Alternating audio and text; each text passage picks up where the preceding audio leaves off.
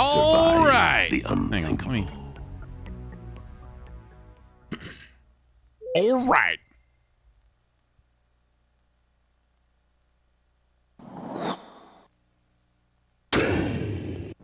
I mostly just want to make sure the audio is working appropriately. This slider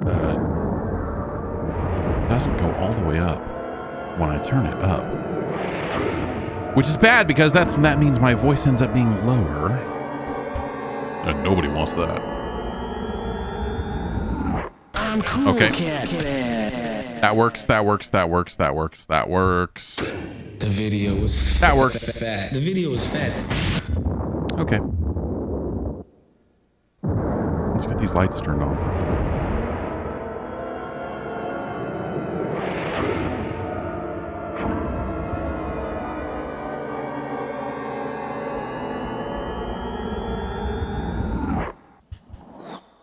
And we'll very quickly tell the internet that this is happening, I guess.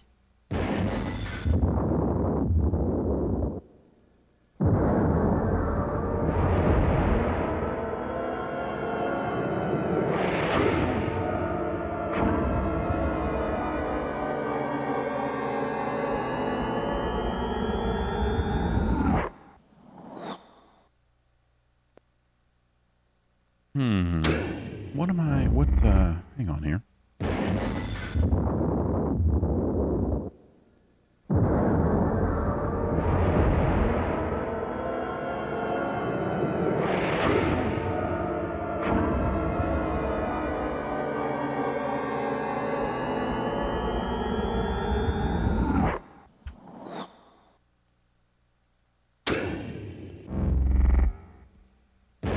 Let me type this.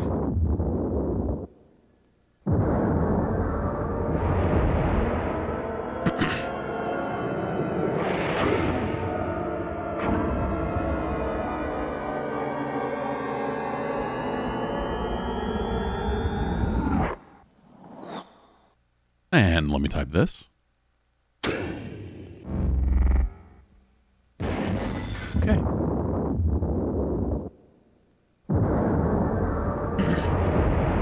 Okay. Ooh.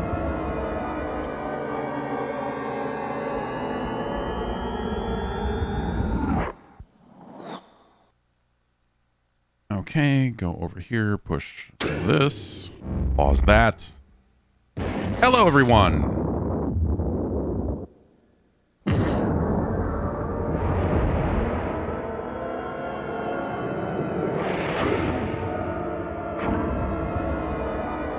Is there nothing? Was there no update today? Oh, I guess not. Or if there is, it's not. Nothing yet. Yesterday. No. Okay. All right.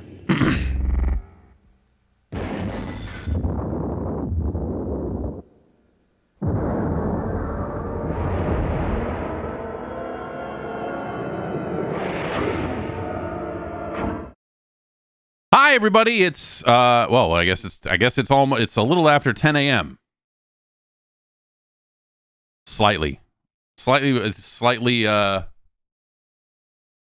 yeah, okay. It's like 10:01 and we're here. Hi everybody, it's Friday. We're hanging out. I'm Jeff. Welcome. You know, like I was saying, we're kind of nearing the end of the year, and so there's you know, I could kind of just want to hang out and play some old games, and so I thought we'd do a little bit more of that, picking up from where we left off on Wednesday a little bit, and getting into some stuff. I don't, you know, there's a lot. I was looking at PlayStation games the other day, and there was one that I had thought to pick out, and then I forgot. So there. I don't know. I thought if we just kind of look around here. I'm gonna switch my monitor over here now so that I can see what I'm doing, and then we'll send it over here while we're at it. Boom. Again, yeah. You know, I think I'm going to start reinstalling some stuff piece by piece and see if I can figure out, if what I can reinstall before things start crashing again, and so on and so forth. I suspect the background removal is something I could probably reinstall just fine, and have it work. Maybe it's the kind of more shader focused stuff that would be a little weird. But yeah, I don't know. I got the Mister here. I thought we'd play some games and see where it takes us. There's a Steam sale going on, so obviously, if there's, I don't know if there's anything questionable or any kind of big stuff on Steam that people might want to see or something. But we'll see where the day takes us here. Be here for a few hours and get into things here a little bit. All right. I did run an update. There was there was something. Okay, it re-downloaded the Saturn cores, but they are still the same versions from December 1st. It looks like so maybe nothing. Maybe nothing to see there, per se. Someone said Pogo Joe for the Commodore 64. I don't know what that is, but I bet it's like a Qbert ripoff. I bet it's a Qbert ripoff.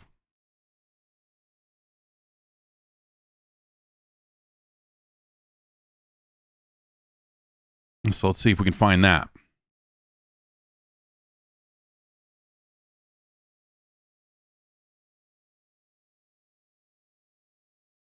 POD, great band, great game. Both of those things are false. All right. Yes, Pornoland 2. Wait, Porn 2, the sequel. Man, I didn't realize they had a new porn.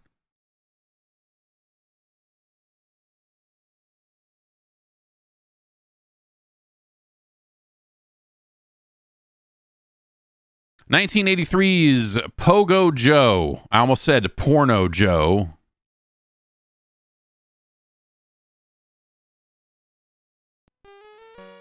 Oh, gosh.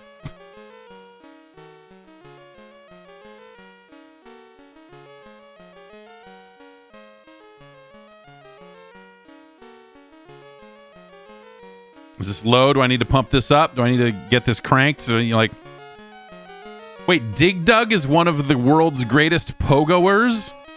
Oh, hang on. Okay. That's very nice of them to include.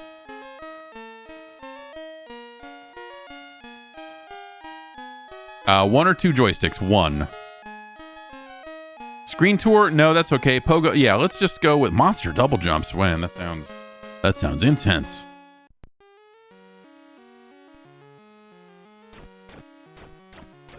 I was right. It's a Qbert-like.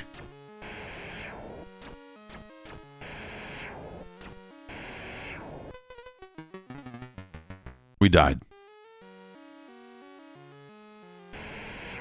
Well, now we're over here.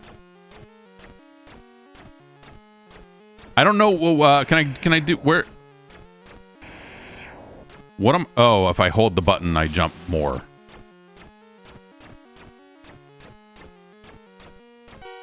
Got it.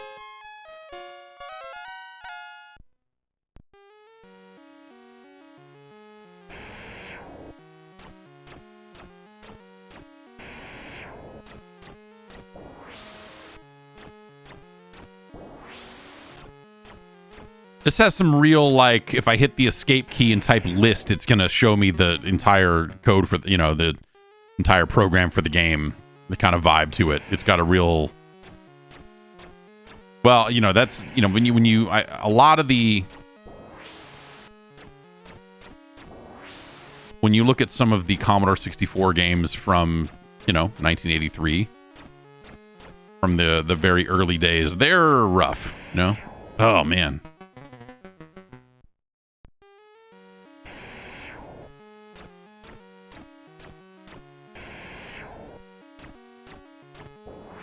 Uh-oh. Okay.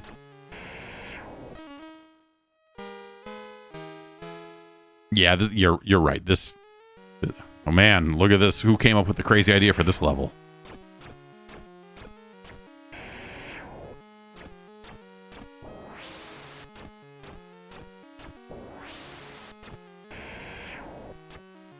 Ugh. Is there a Commodore 64 Congo Bongo? I'm going to say almost definitely. Nope. Ah, damn it. Okay, well.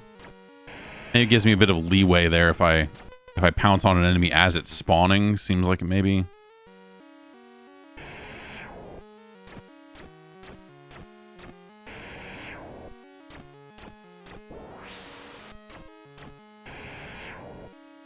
Oh, I see. The flashing ones will kill all enemies on screen.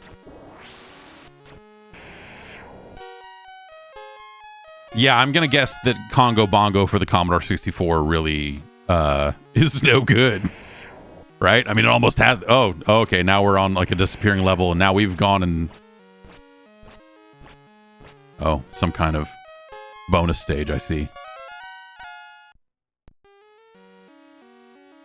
Mutant Street. Do you think they came up with the names for the levels as they were making them? Or do they just... like at the end, it was like, we decided to name the levels? Really? Why? Like, I don't know. Just seemed like a good idea. Like, all right, Mutant Street. How about Mutant Street then? How about next stop, Rollerama? I don't know. Leave me alone. I'm already... I stopped thinking about Pogo Joe 6 weeks ago when we rode it in 2 days. So, I don't remember what any of the levels are.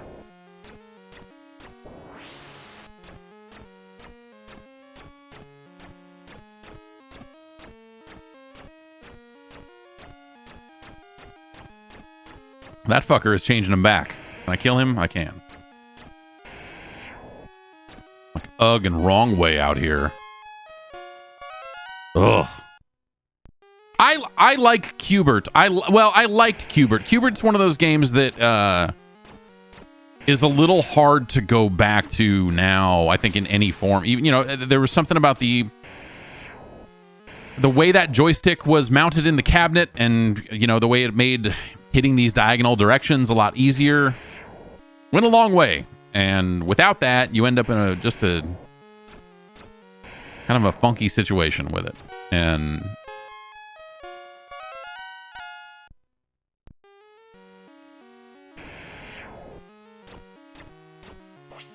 oh, what the...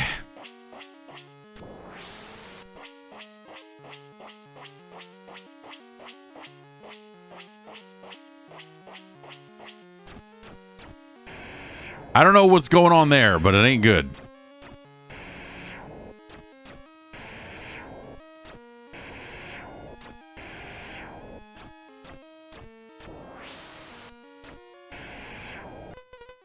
Are we out of Joe's? We're out of Joe's. I feel like this Pogo Joe here on this screen doesn't look much like Pogo. Based on a concept by David Handel, MD.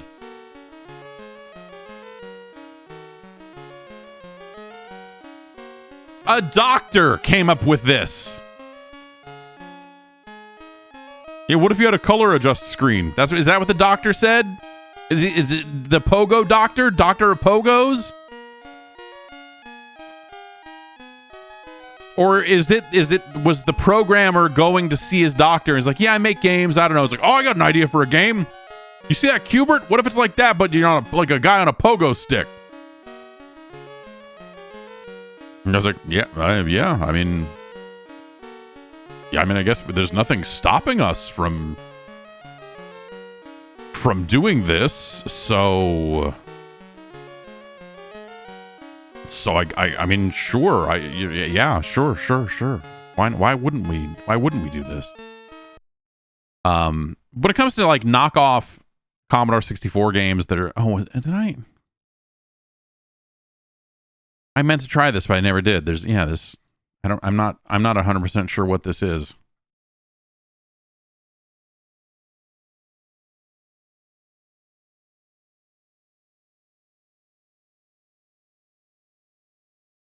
Okay, we need more RAM.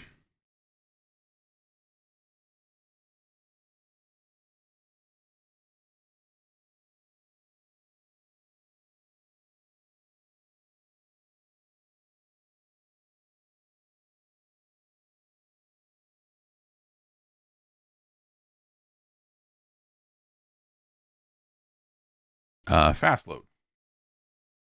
Let's go with fast load. Let's play the game.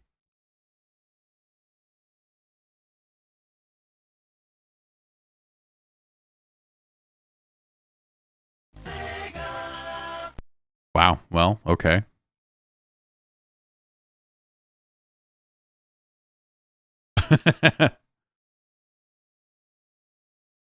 All we could fit in memory was the Sega. Yeah, and then okay, now we got to look.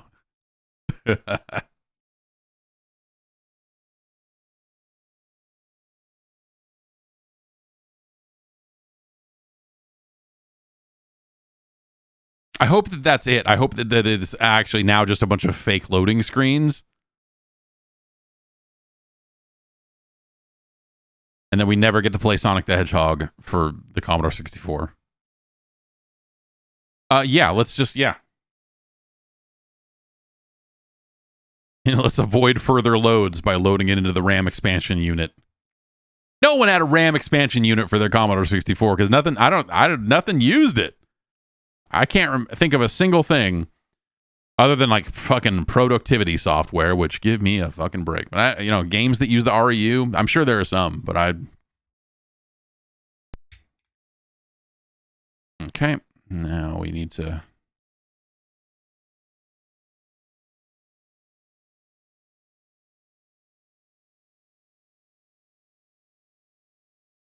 Maybe I need to do that. Yeah.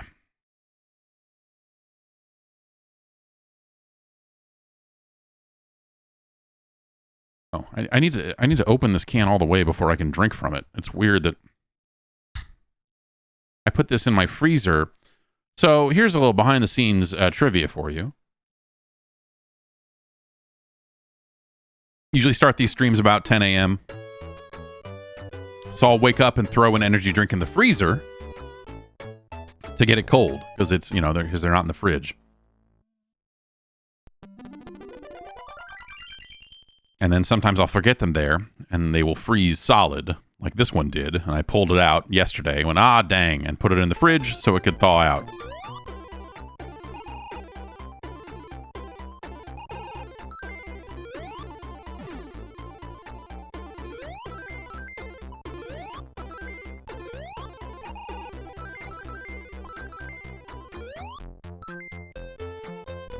I'm way into the Commodore 64 sounding version of the music.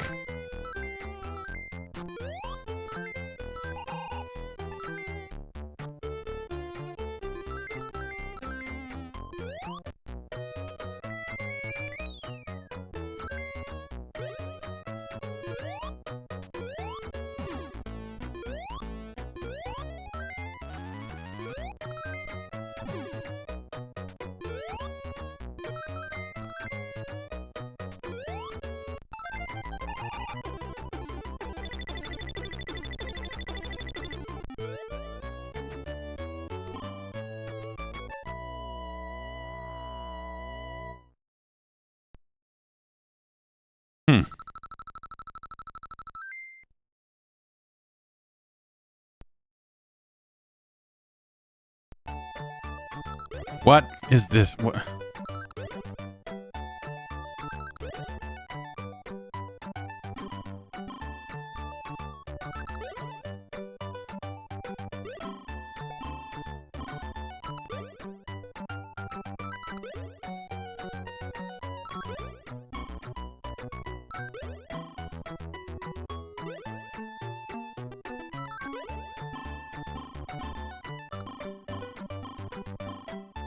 I don't know how many rings we need to get to, probably 100 or something, right? It looks like there's an area up higher, but I don't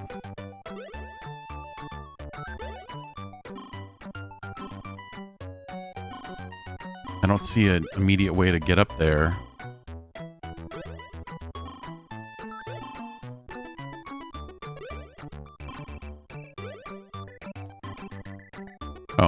Okay. We just need to get to the exit. Oh, no.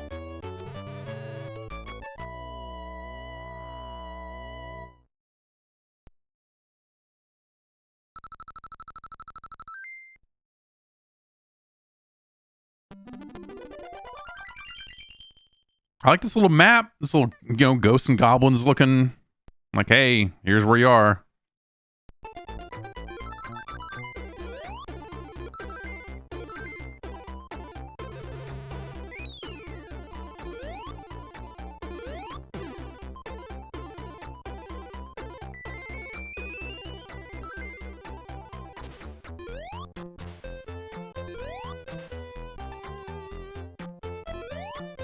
I'm mostly just impressed with the music. I don't know. Like, this is, like, if you think about it in terms of, like, imagine this game had come out on the Commodore 64.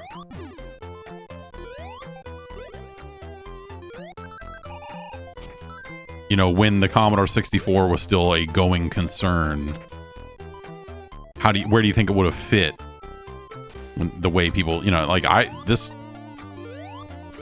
seems crazy quality wise compared to a lot of the crummy scrolling and others. There's a lot of rough Commodore 64 games, platformers or otherwise.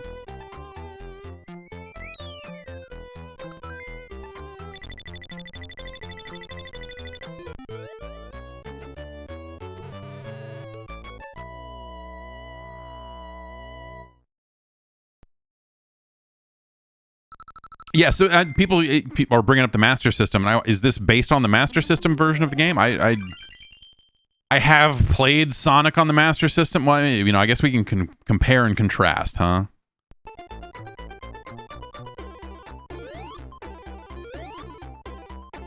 We have that ability. It's all a button press away. All right, there's no... Okay, I was going to say there's no time or rings or anything.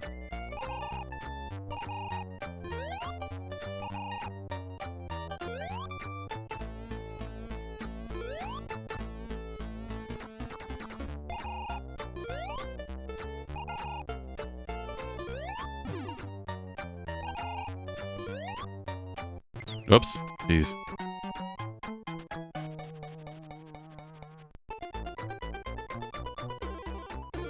Yeah, I don't know what the better version, because isn't the Master System and the Game Gear version just the same game with different resolutions? So there's something, like people trying to run, and I think the Mr. Core supports this, or maybe I think that's the first place I ever saw it referred to, was this idea of running Game Gear games with their kind of like better like color palette or whatever, but with the screen size / resolution or whatever of the Master System as kind of an expanded Game Gear.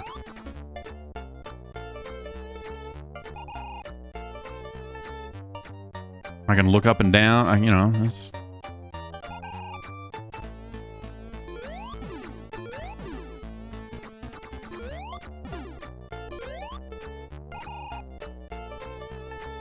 This is a heck of a fight here.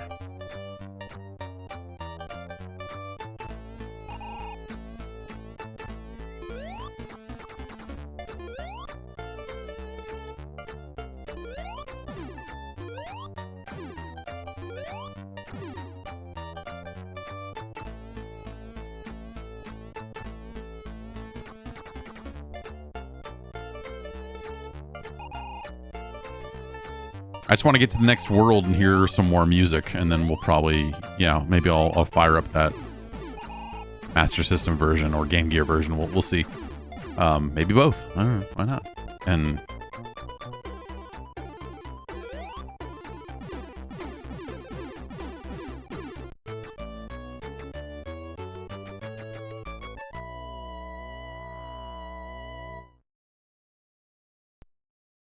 we don't get the cash register noise.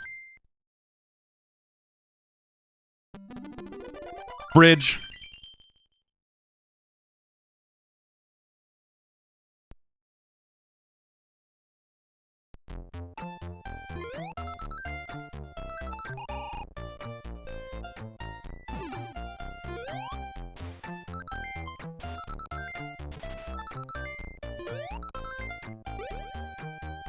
tricky.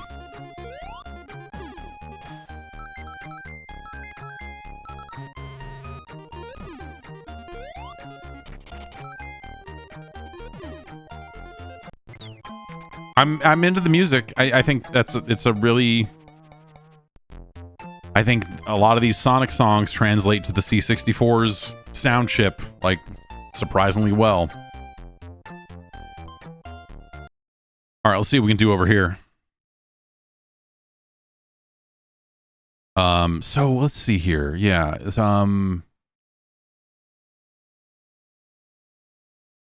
maybe am I just crazy?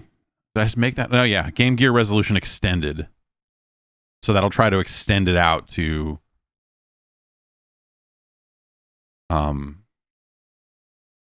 I guess the full width of the screen, you know, if the game supports it. That's right. We were doing this before. We were playing this thing, Triple Trouble. And messing with we don't want to run the beta. Yeah, sure.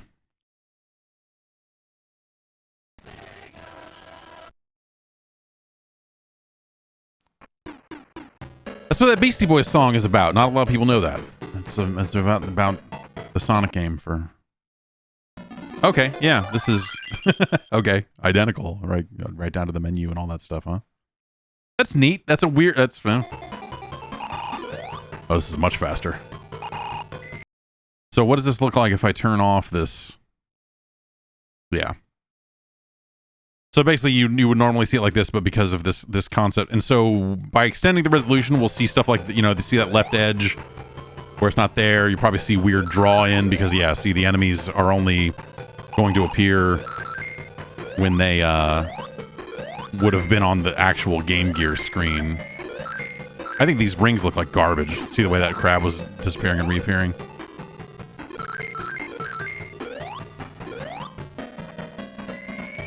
You know, this is a much faster running game, obviously, than that Commodore 64 version. But I think the music, the quality of the... I want to say that version of the game is noticeably better in a lot of ways. I don't know. The music here sucks.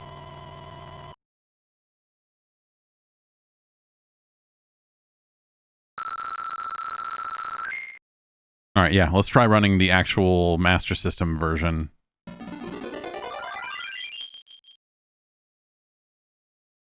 Which I remember, I remember coming into contact with.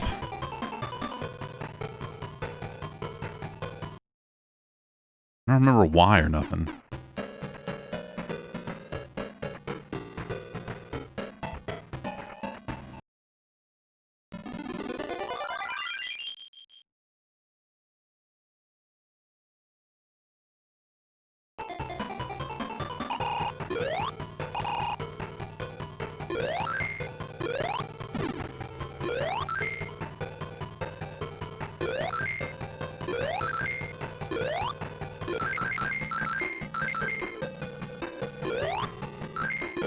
Was a 50 hertz? No, I mean the Game Gear, only runs at the resolution.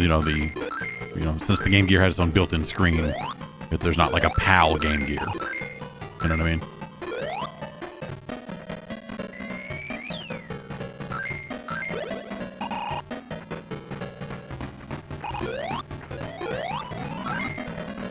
All right. If people are saying something about the sound, then I need to check the stream again because. To make sure that there's not some kind of crunch.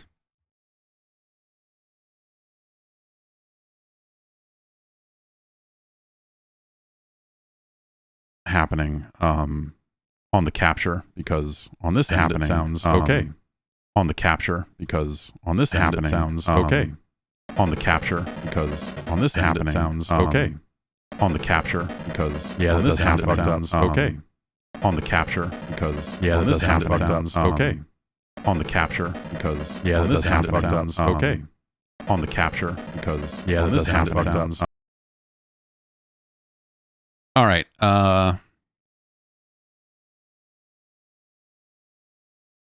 What's going to be a better way to test this? going to be a better way to test.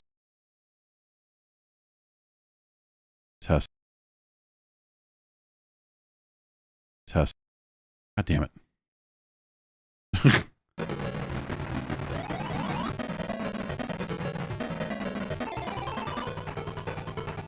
So right now it's playing super fast, obviously, because I have the shoes.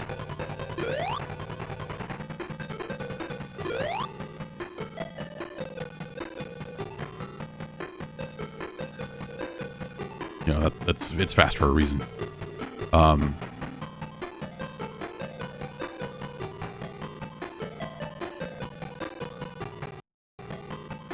Okay. Yeah. Yeah. What? God damn, man. Okay. Why is that happening again? Yeah. That didn't happen when we were playing before, and I don't know what the... Yeah, there's no easy solve for this. There's no...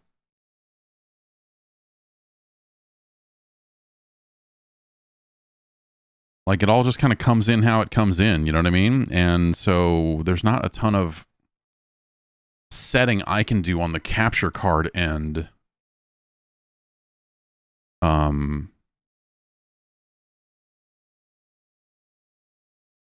Now let me double check on the capture card software and unmute that and see what that sounds like.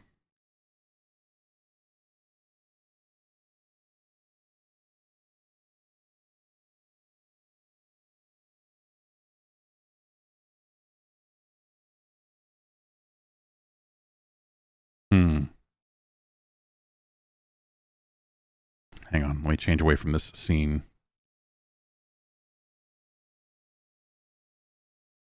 Because it completely locked when I loaded that up. Let's...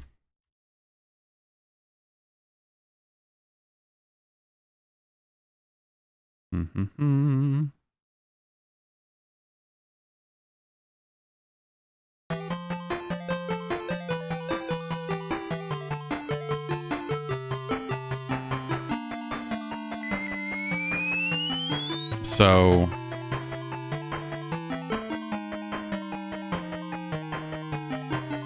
that means what I'm ingesting is fine. That means it's not like if I reboot the Mister, it will work.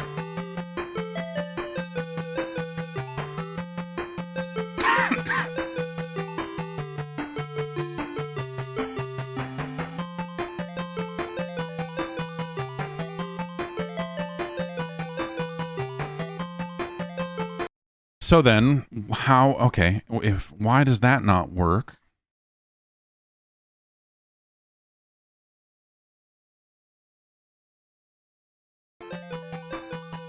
Now, this probably sounds like garbage again.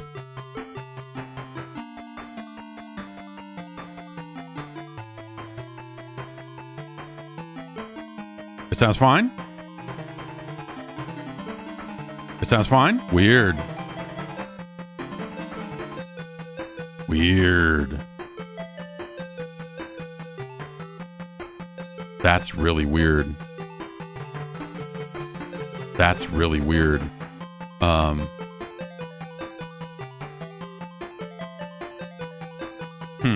Okay. So let's close that. And switch over to this. Now you tell me if it still sounds fine.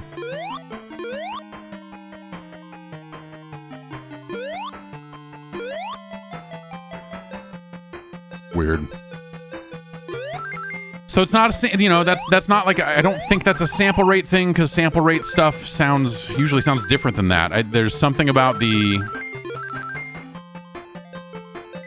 And so when I look at it from basically... When I look at that feed from a point before it goes to OBS, it is totally fine. And so I think it is something about OBS ingesting the capture card that is occasionally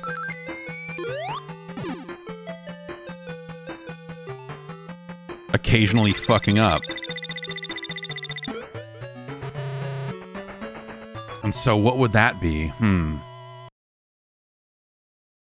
Every core outputs the same sound, same kilohertz, all that other stuff. It's not like it shouldn't be like a core to core difference. Like, Commodore 64 is always going to sound good, but Master System will sound funky. It shouldn't be anything like that. Yeah, wow. I think in some ways the directness of how much that Commodore 64 version of this is this game is pretty impressive. That they have captured the different little nuance and level tricks and stuff of the Master System version of Sonic, of all things. That's pretty awesome.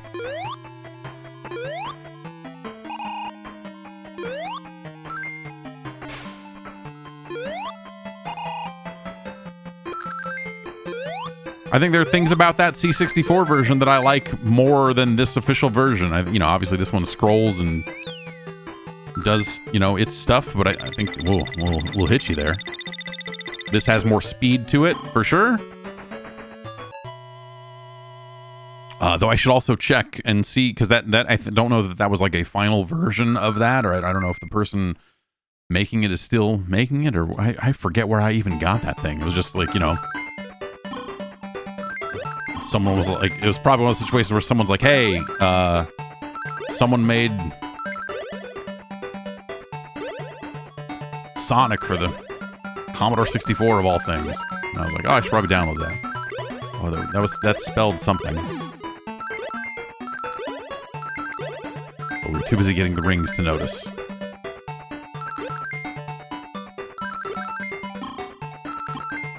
Sega? Okay, sure.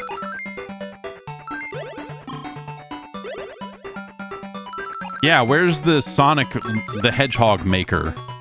Oh, that's right. No one would want to make a Sonic the Hedgehog because Sonic the Hedgehog is fucking terrible. Like, yeah, you could have a level editor for Sonic, and it would just like expose the whole like, hey, by the way, these are bad.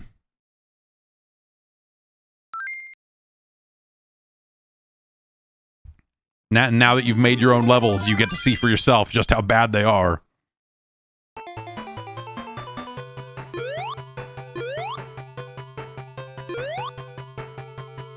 This same weird boss fight, like just run through this empty area to get to the boss fight, no rings.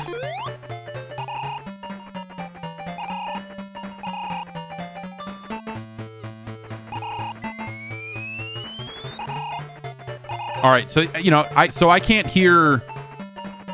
hear what you're hearing because I'm hearing it piped through and out the other end of the capture card through the pass-through port, and so it's always been fine for me. So if the audio starts glitching again, if you could let me know, we'll try to fix it.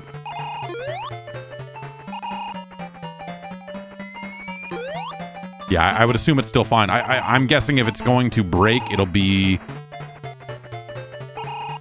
So the one thing that it does, obviously, like when I change cores, it does resync, right? There is a new HDMI sync happening. It is going to black, and the capture card's going no signal, and then it's catching the signal and coming back. So I'm going to guess that if it's ever going to glitch out again, it'll be on something like that. This was a much faster and easier fight on the Master System than it was.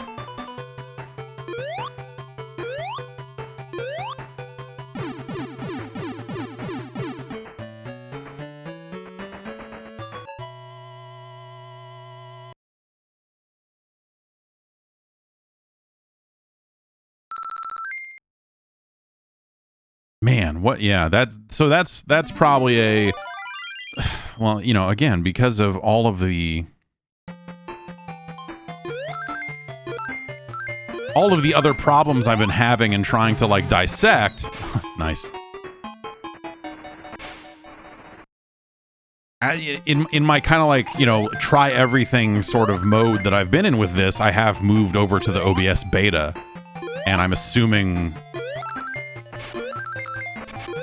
maybe incorrectly, but that's when it started, is that the audio problem is somehow related to some change they made in OBS 29.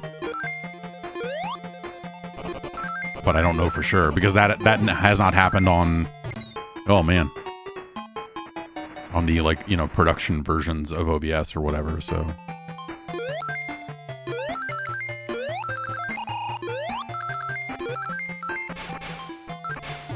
Ugh. Yeah, you know, making these jumps and not being able to see the platforms that you're landing on. That's obviously something that I'm sure is, like, significantly worse on the Game Gear, right? I guess if I at least stop on each one of these, then I can see where the heck I'm going.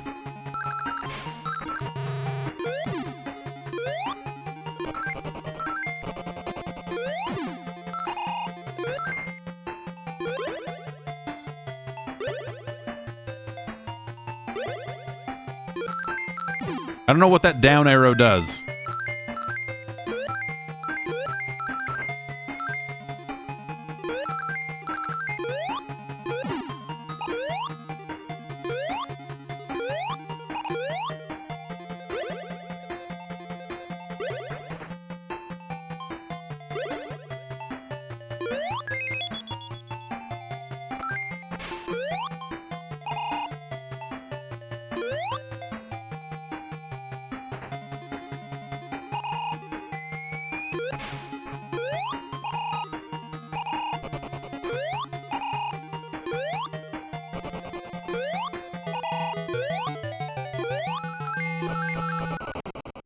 Just putting Chaos Emeralds in the middle of the level. People are out of their mind. Whoever made this game's out of their mind.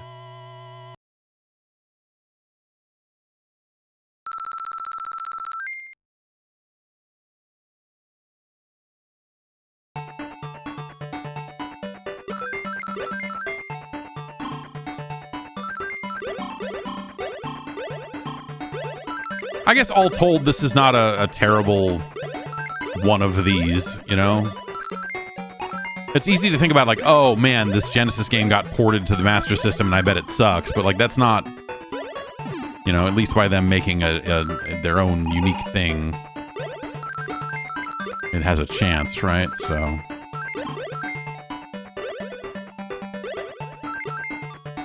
oh, fuck this.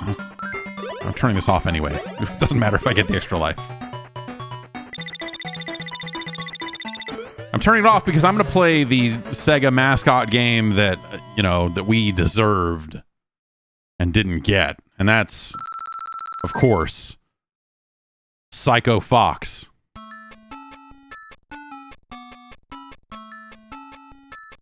Psycho Fox was robbed. Psycho Fox's rightful place was to be the face of Sega.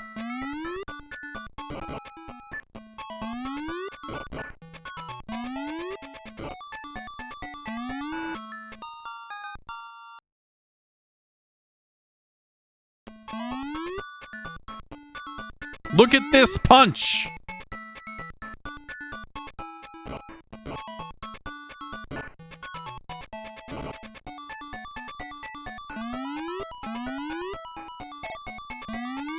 Oh, this, you know, maybe Sonic Fox robbed. Psycho Fox screwed Psycho Fox.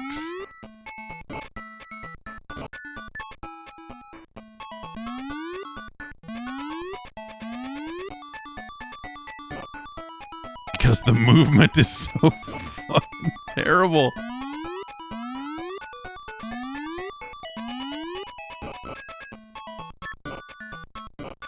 But I, you know, as a Sega Visions subscriber,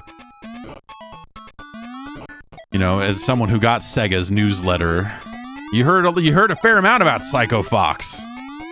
Even, you know, because this was basically as the Genesis was coming out, they were still putting out Master System games like Psycho Fox is coming. And you're like, okay, Psycho Fox, I don't know. Like, oh, Psycho Fox is not coming to Genesis? Okay, well, I'm never going to play a Master System game again as long as I live because I got a Genesis now. So I'm over here playing Tommy Lasorda baseball. I don't need you, Psycho Fox. And it's unfortunate. Oh, God. That went bad.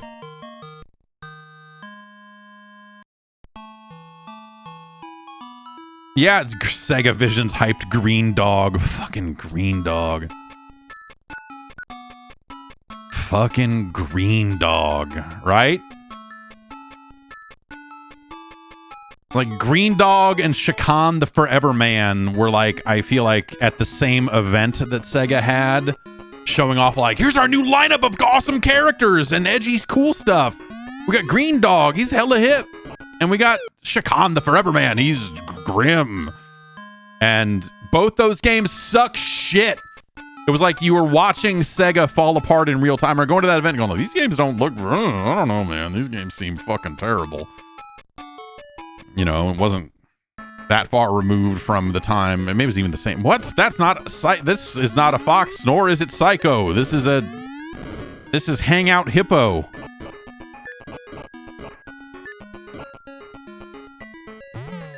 If they had made the Hippo the star of the game, maybe things would have been different.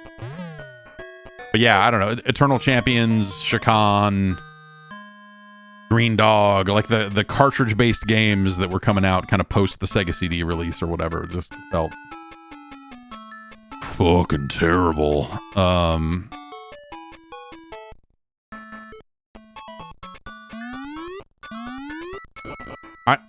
Okay, so we're gonna switch cores now. So let me know now if the audio is gonna break again, because if anything's gonna do it, it's gonna be this, I'm guessing.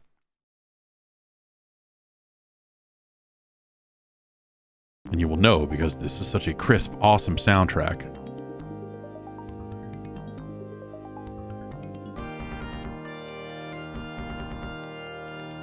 Sounds good? Okay. Yeah, man. Fucking weird. If I could figure out something about steps to reproduce or something like that, I would try to report it to OBS, thinking that maybe this is an OBS issue, but I don't know for sure.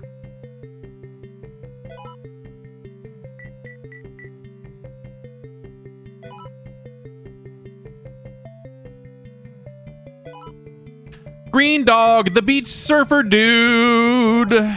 Green Dog, Green Dog. This sucks so much.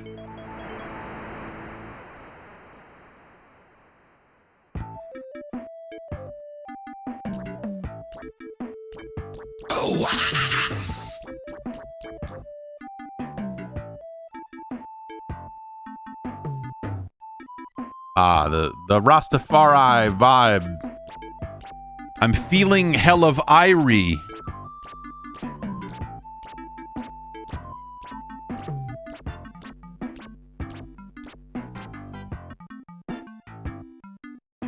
That cool looking pendant you are wearing has a terrible curse. You can't take it off until you find the Aztec treasure. Thanks, Bikini Lady.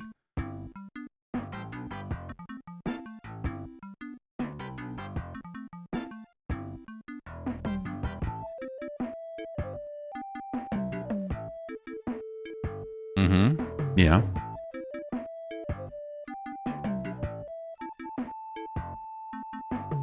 Kid Chameleon. So I feel like Kid Chameleon was like the one game that came out, you know, that kind of.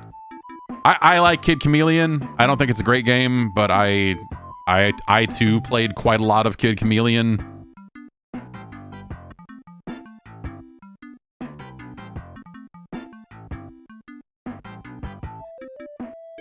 All living creatures will go berserko when you get near them, including the Bikini Lady? Like, are we gonna... What does berserko mean in this circumstance? Can we, Can we maybe,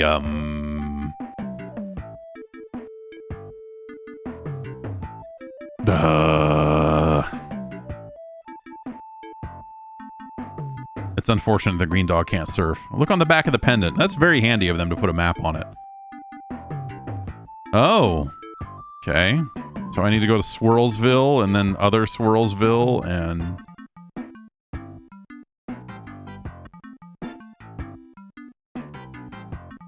I can start right here on Grenada.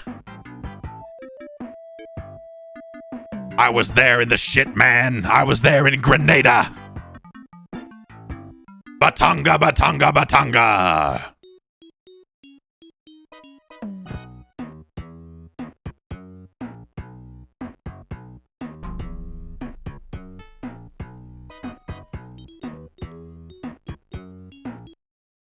Panic button.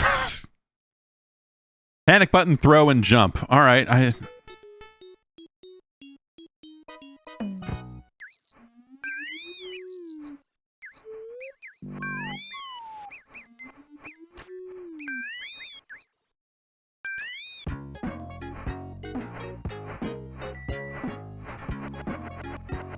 That's cool, man. You made pizza and French fries. You know what's cool?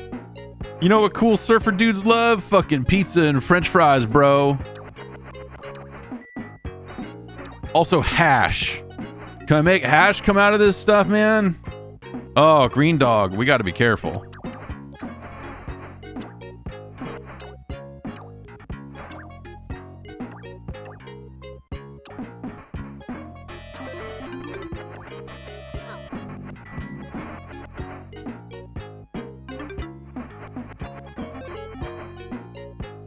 All right, time to hit the panic button. It didn't do anything. It didn't do anything.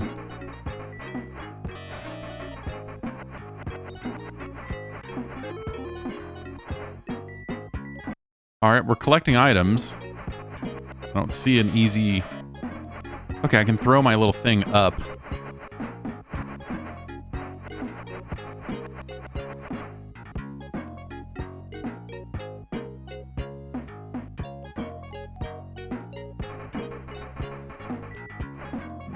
This may be the first time I attempted to actually play Green Dog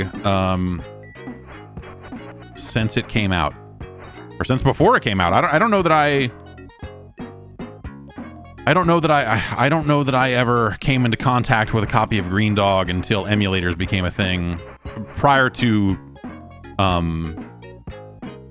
going to Sega's office or something to see it before it came out.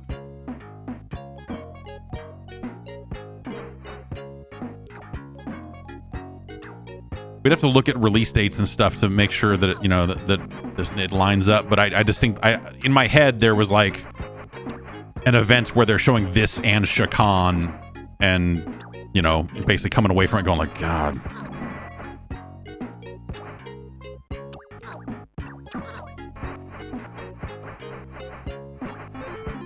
So I can't. Oh, okay. So panic button seems to in fact mean use item.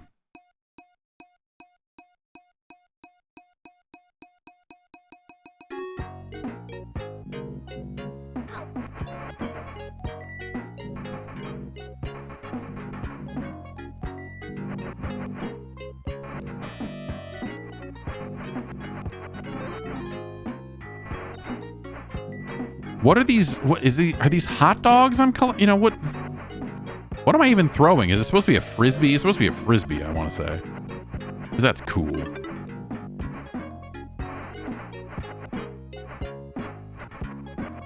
feel like this game could use a hacky sack attack. Sorry, yes, a flying disc. Sorry. Ow. How callous of me to get the branding wrong.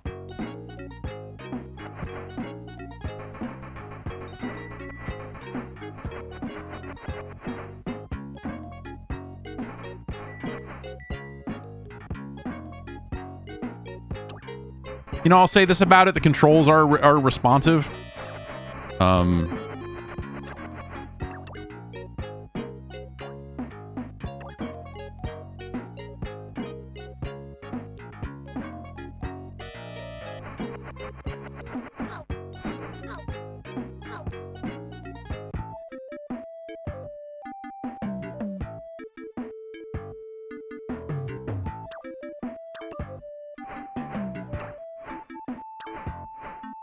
How come I can't throw my thing as fast inside? Why don't...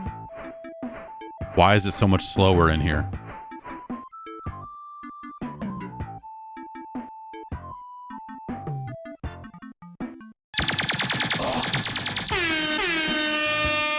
Maybe if we add some dance hall, air horns, we will feel the vibe more.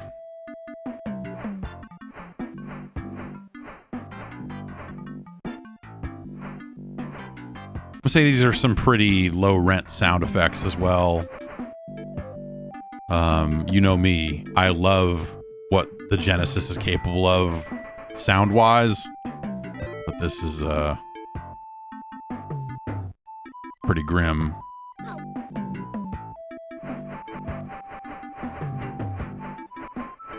Okay, so there must be a power-up or something that I'm collecting. Maybe, it's like you eat enough hot dogs in a level and you can shoot your frisbee better. I don't know.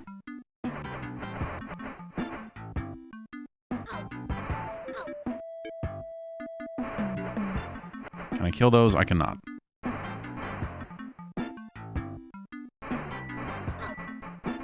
Everything about his crouch, like the way his hands are out like that, is just like... like, obviously Cool Spot already existed, but was this supposed to be a Fido Dido game at some point? Yo, that knife is just... Oh, shit!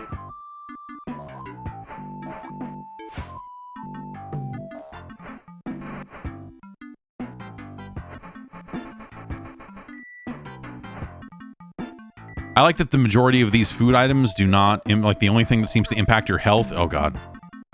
Are the cans. Like, so... drinking something restores your health, but... Hamburgers, man, that's not it, bro. Green Dog knows. You gotta eat healthy, man. Get a smoothie, dog. I need a smoothie. I need a vegan... I need a vegan burger dog, and... oh, God. Also, water is poison. We all know that. That's just common sense, bro. All right. Oh, do I need to hit this? Is that the... Yeah, okay.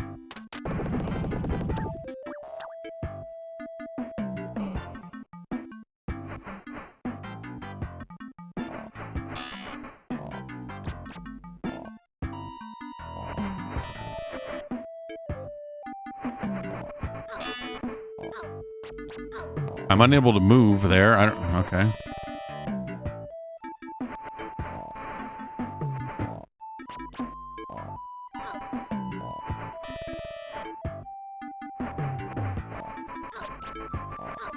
Okay, so if I'm crouching, my hitbox is bigger, so I need to, like, stand up while the stupid... Oh, no, I still got hit. Oh, I dropped my frisbee, bro.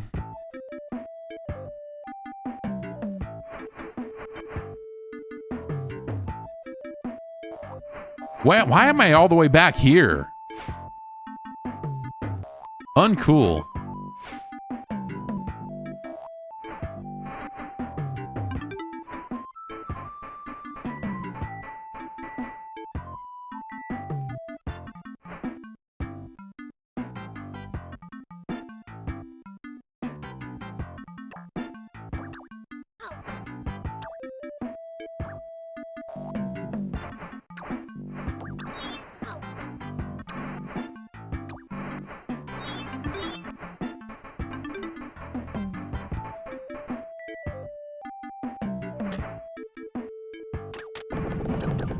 Oh,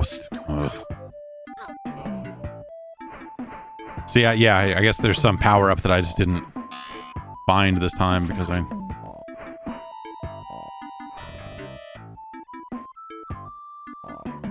Yeah, okay. Oh, well, the jump, that's what it is. Oh, okay. Look at the jump. Look at how insane the sprite moves. Look at how far forward the sprite moves on a jump. Like the hitbox on that. That's why I can't jump through those, because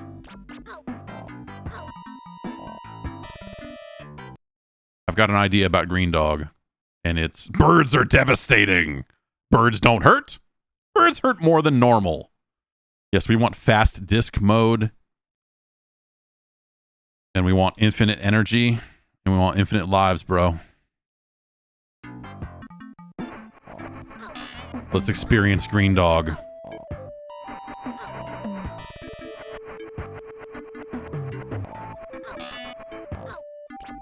You bet Green Dog has meth teeth? I could see it.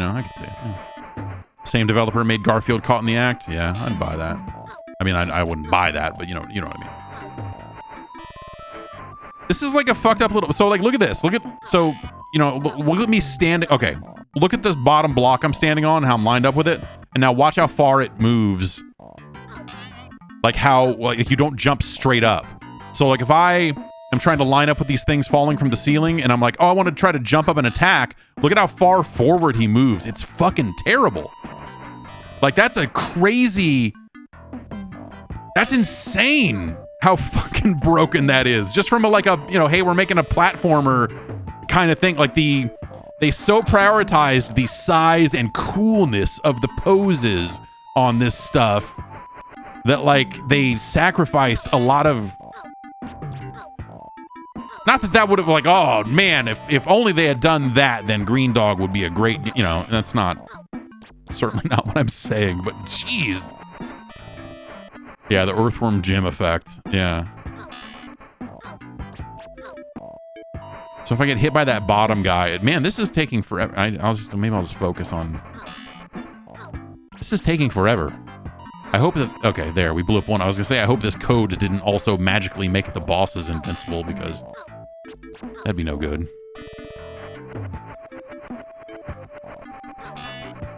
Though I'm starting to wonder...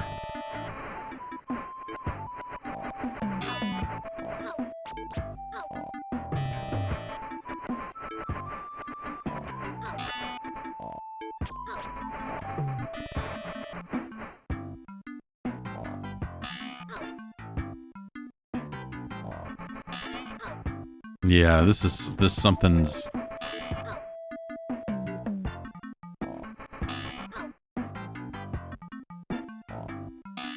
We have,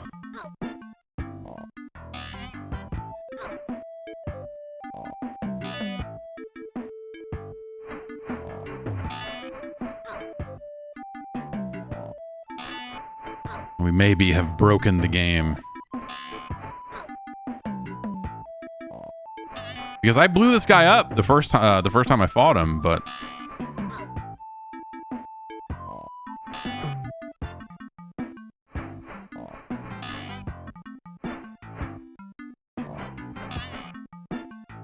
There's no way this would take this many hits.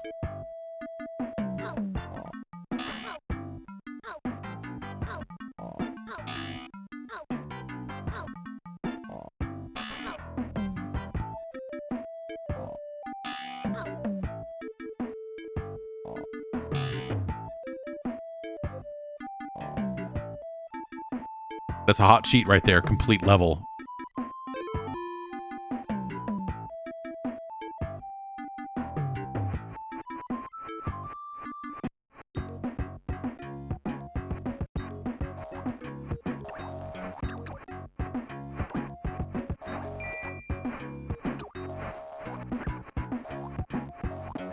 Yeah, Green Dog.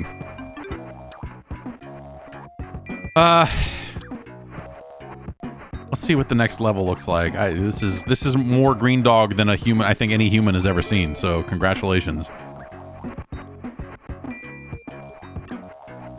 Imagine getting Green Dog, and this game still came out in an era where you got games, you were like, I gotta finish these games. They're expensive. Imagine you're sitting under the Christmas tree,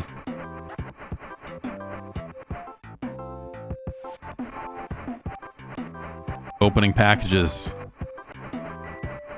and then there's Green Dog. And you're like, cool, I love new video games. And then you put in Green Dog in front of the people who purchased Green Dog for you as a gift. And then you've got to put on that, yeah, cool, thanks for Green Dog, guy that beat all the Genesis games on Twitch gave this a 4 out of 5, which seems scary. Yeah, that's... I'm going to say that's highly suspect, but also, if we're being real about the context, you know, like contextually, the entirety of the Genesis library. No, under no metric is this game a 4 out of 5 on anything, right? But like, there's a lot of shitty third-party Genesis games, and they're quirky in ways that I find endearing a lot of the time. But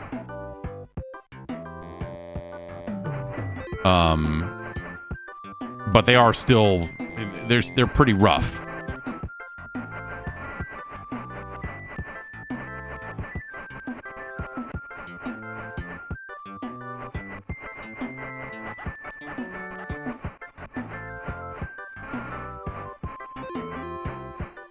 We need to stop playing Green Dog. I mean, I guess we could just keep walking to the right and we're invincible, so we can just cheat our way through Green Dog and see these... You know, I'll give it, like, again, like, graphically,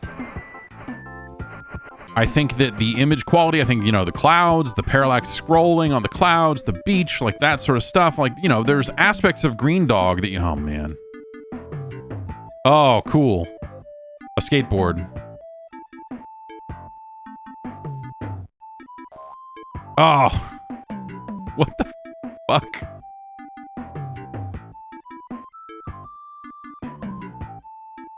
Oh no, Green Dog! What if I don't get the skateboard? I mean, I probably can't make some of these jumps, I'm guessing.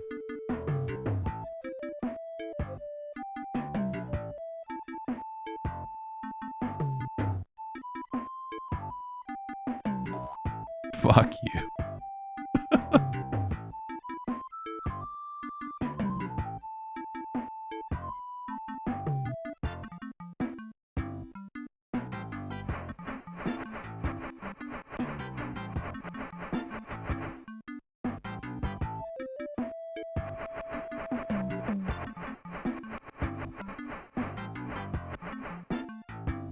Okay. Congratulations.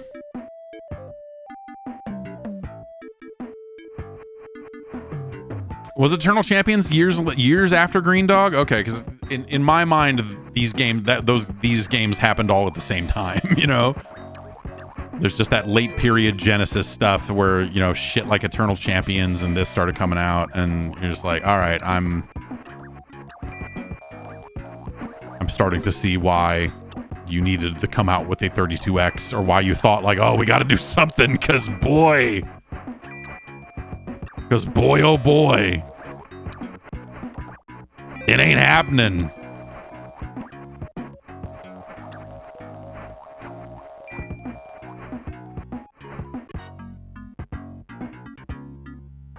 But, you know, I guess also it has a natural flow to it, right? Like, you have to get things from the different islands, and so between levels you have to pedal your way to the next island.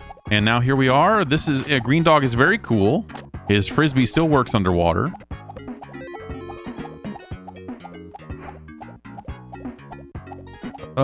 Yeah, you know, I was just thinking, well, what if they made this game a little slower?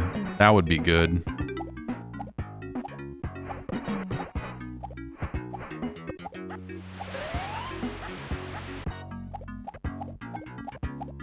The Beach Surfer Dude.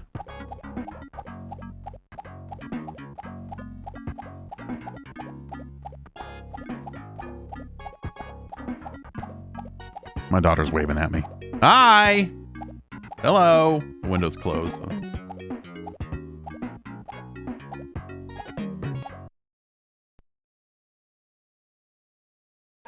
Don't press your face up against the screen. It's probably dirty and yucky.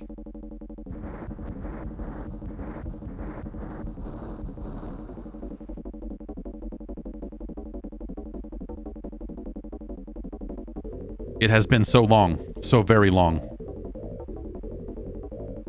I have hunted evil for no less than 1,000 years. Yet, I remember well how this pain started.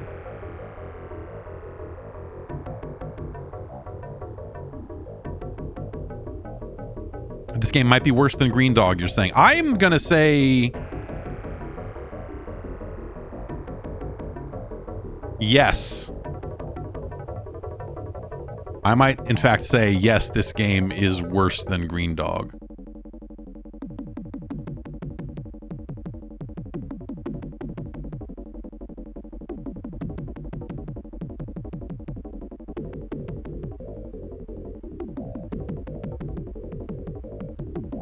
He has 2 swords, and he uses them to do a Sonic the Hedgehog-like spin jump. He smiled and said, "From a man of death, from death himself, a wager." Foolishly, I don't even... The world trembled at our unleashed powers.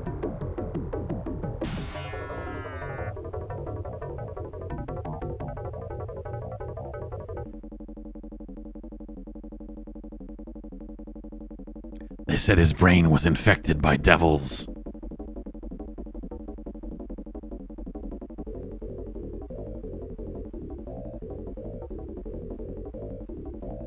Cursed to live until all supernatural evil is destroyed. Natural evil, totally fine.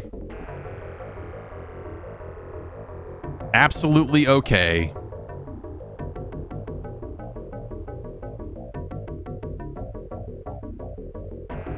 Tanuki Tom says, what about Battletoads / Double Dragon for the SNES and Glaylancer for the Genesis? Are either of those good? There are some repro carts for pre-order now, and I'm wondering what you think. I remember thinking Glaylancer was kind of cool, and that Battletoads and Double Dragon has always been bad.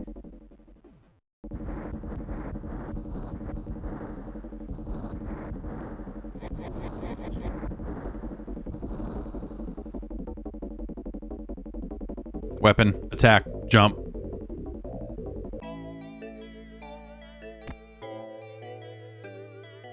It's just like a frame rate. There's just a not smooth nature to everything about the way this game looks and moves. You know what I mean?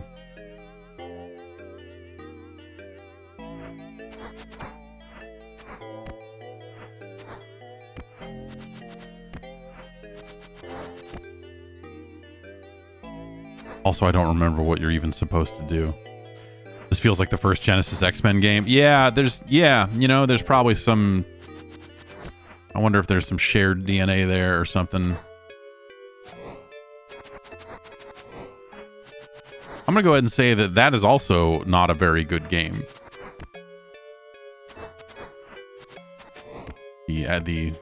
There's 2 of them, right? Is there 2 X-Men games? I remember playing quite a lot of that X-Men game, that first one, convincing myself that it was, oh yeah, man, this is good. But I honestly,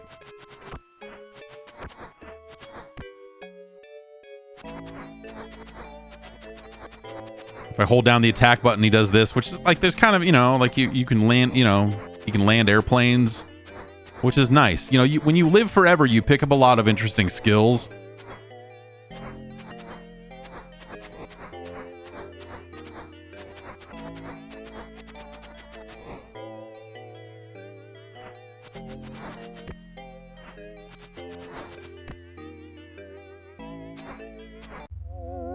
That one will let me go in for some reason. From the blackness of the deep sweet ocean it came. The one called Mantis.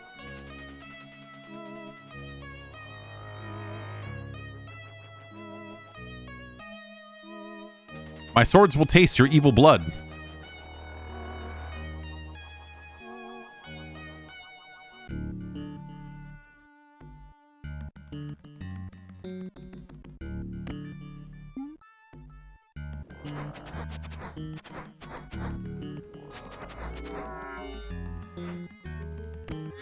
Oh, good. We somehow managed to start with these water level.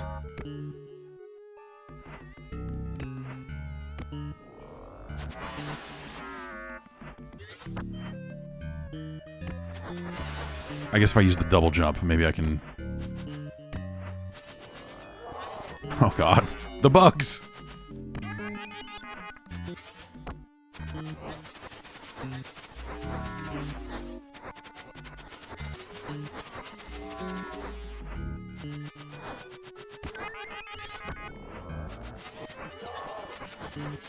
The horrors of the...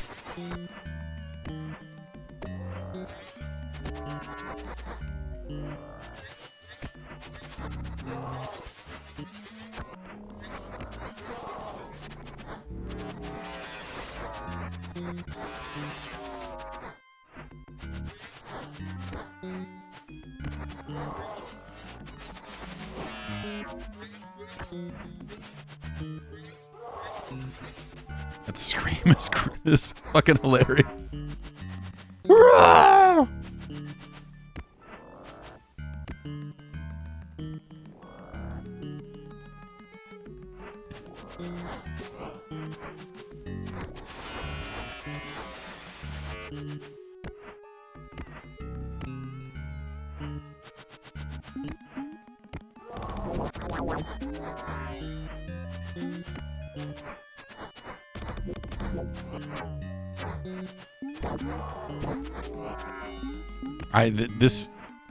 You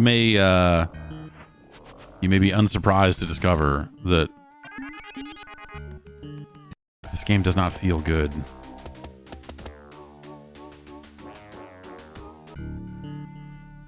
Just holding them up. Check it out, man. What did that...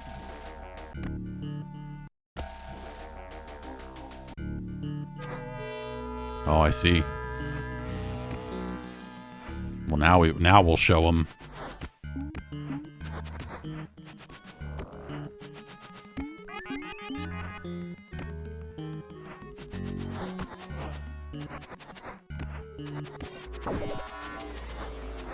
Stupid fish. You can't see Shakan on these swords or this microphone.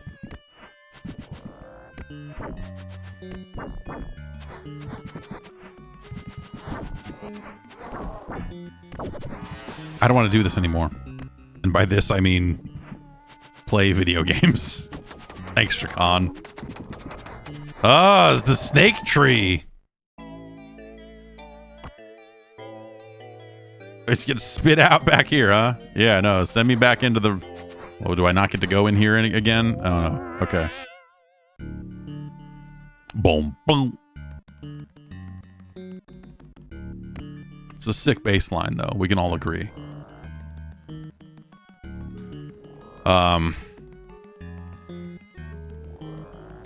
God, this is... Oh, we got...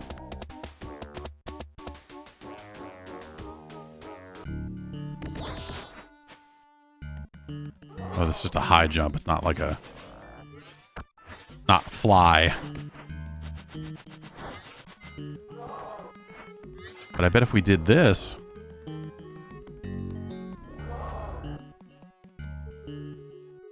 Cheat mode. What is that? Enable cheat mode. That's probably something you gotta do from the main menu. Grappling hook always available.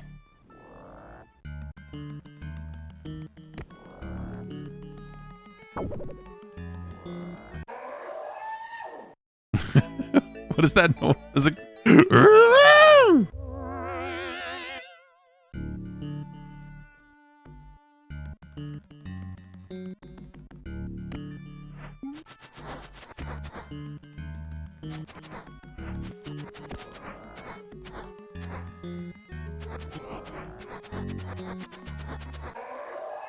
Well, apparently, I am dying in one hit now. That's pretty cool. Let's not play Shakan, the Forever Man, ever again.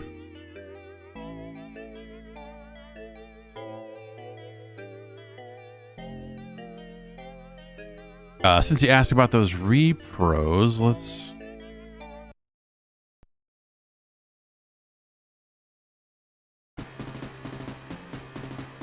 In my head, there's a really clear straight line from Shakan the Forever Man to Shadow Man. You know what I mean? Like, might as well be the exact same thing. They both suck equally.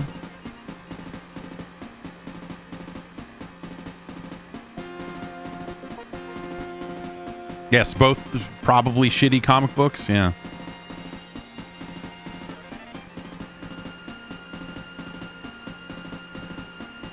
Are these I wonder are the repros are the version they're bringing out, did they ROM hack it? Did they translate it to English? I wonder.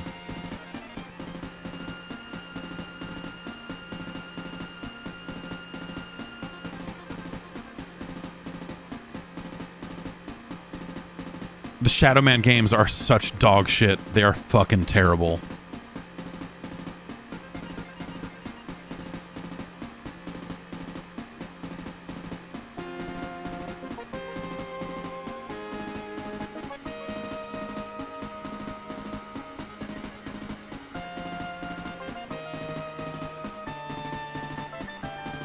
That guy used 2 potions and now he's invisible.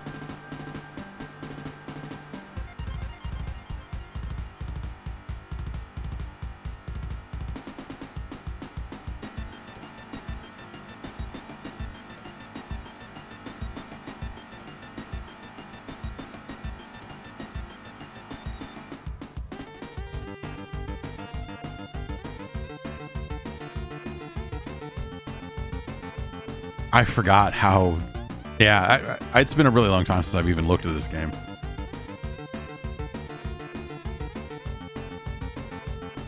Shadow Man 2 was ass. Oh, you mean Shadow Man 2 coming? Second coming? 2 coming?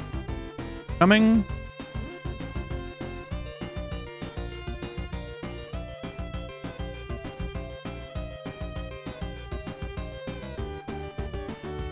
What font do I use for the Mr. menu? I'd have to look it up. I've had it like this for so long. I don't remember what it is called. Maybe at the end of the stream, once I've got my main monitor back, I can pull up the INI file and tell you.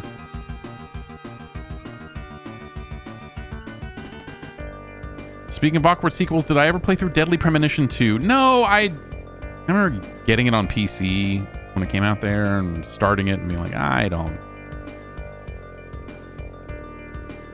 want to do this.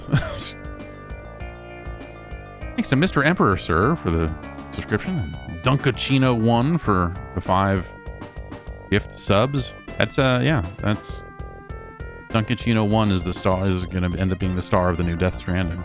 So Funky Muffler, Dropkick Channel, Crispy Fried Chicken, Planet Arg, another castle, Burning Toys, and Ground Flyer for the hot gift subs. Phantom Knot, Luda Indeed.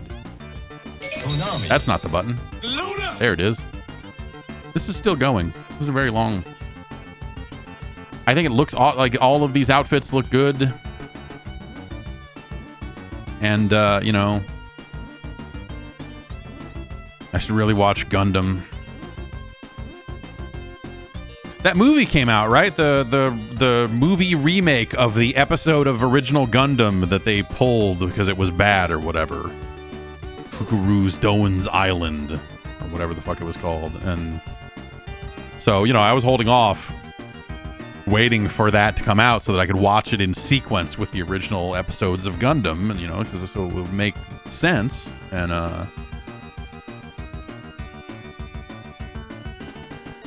El Simi, hi,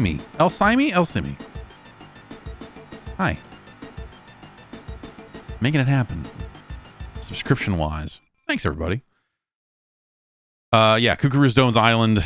Is that movie out in English? I know it isn't out in some territories, but not others. I don't know. Speed change, shot, gunner control. Twin shot, twin shot. Danger, warning. Twin shot, found shot, laser, spread ball, saber, spread ball, saber, burner, 5-way. Stick to it and believe in your power.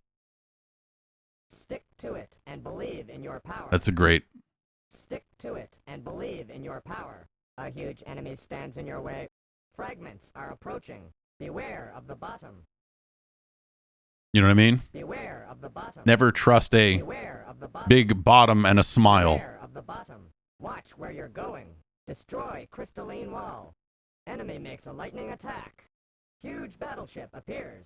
Fire! Fire! Fire! Fire! Watch out for flying rocks. You have entered the battleship. Destroy cellular wall. Save the capsule. Shield removed. Warning. Danger. Twin shot. Okay. Speed change, shotgunner control. Got it.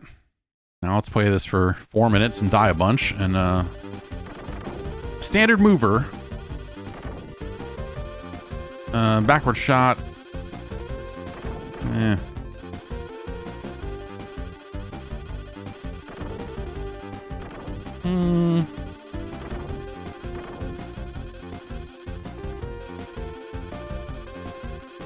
Oh, it's like a Gradius kind of. Let's just go with normal.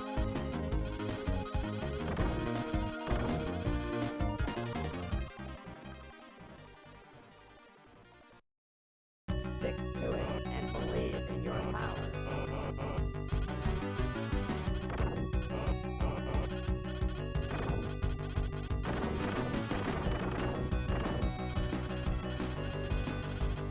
Twin shot.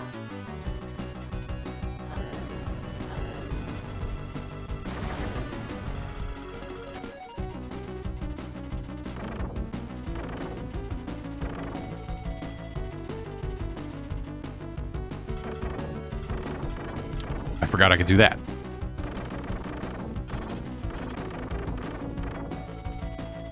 Laser. Fragments are approaching. I like all the speech. I like that it has like quite a, like a decent amount of speech. Even if it's not, awesome quality wise. It's cool. Oh geez. I tend to prefer Laser. Fragments are games that respawn you in place instead of sending you back to a checkpoint.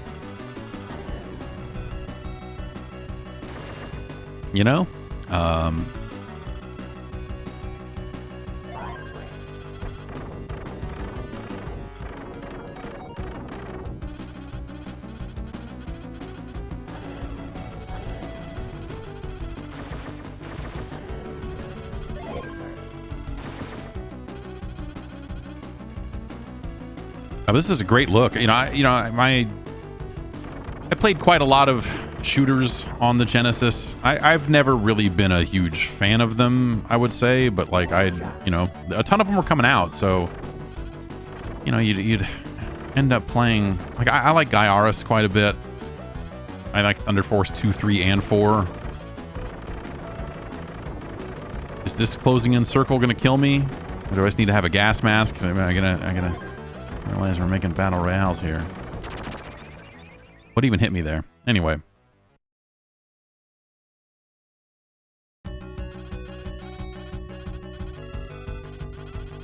twin shot.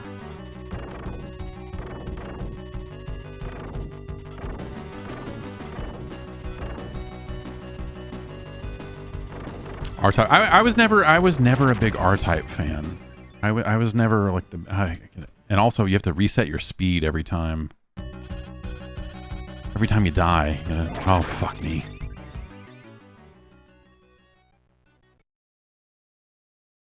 Oh, I guess it lets you reset it during the break there, so that's kind of... Oh, okay, that's just the planet. That's just background stuff. I wasn't sure, like, the way it was closing in after the planet was out of view there.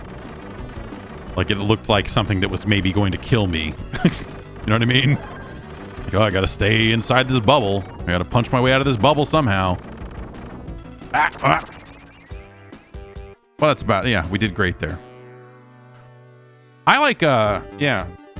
It's an early... it kind of doesn't really get talked about. Because everyone talks about 3 and 4 and all that sort of stuff.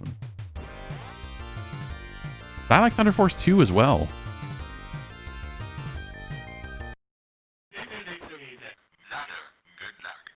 Oh, okay. If you say so. To me, this game is like kind of it feels like kind of an updated or not. It feels like it's in the same league as Bosconian, the Namco classic, and I love Bosconian. I think Bosconian's probably a better game than this, but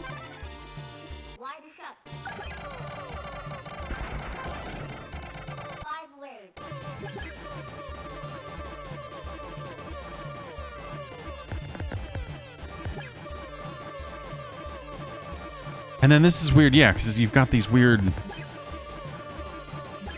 walls in the air that prevent you from getting out. So I can't remember what the actual objective is here.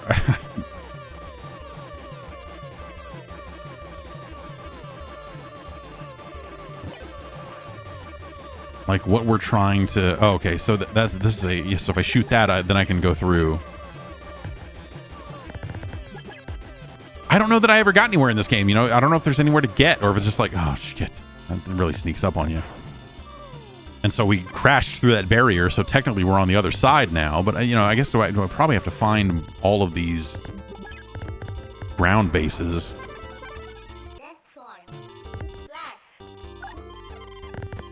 Clash.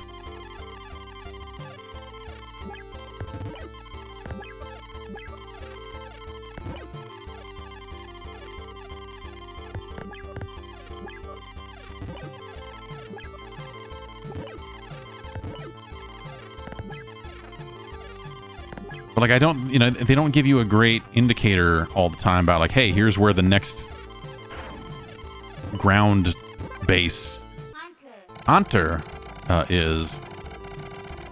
Oh, that's right. There's like no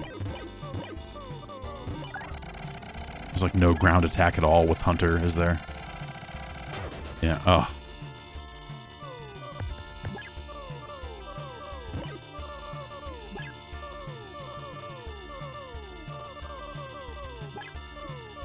All right, let's shoot our way out of here, I guess. All right, here's another one.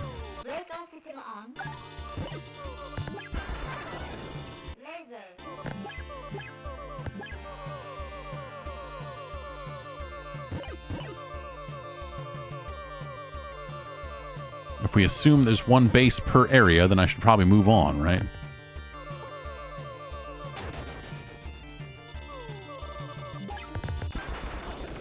All right, we did it.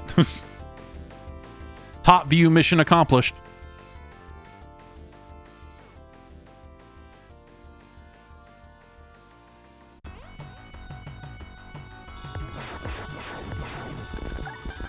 And then eventually they just decided, hey, this is the part of this game that people like, and so let's just make a good side-scrolling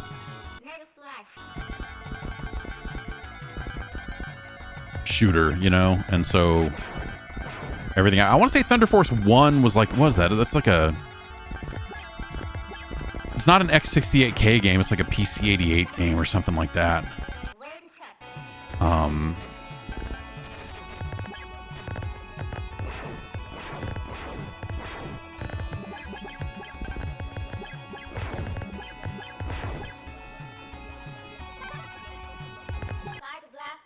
Side Blaster.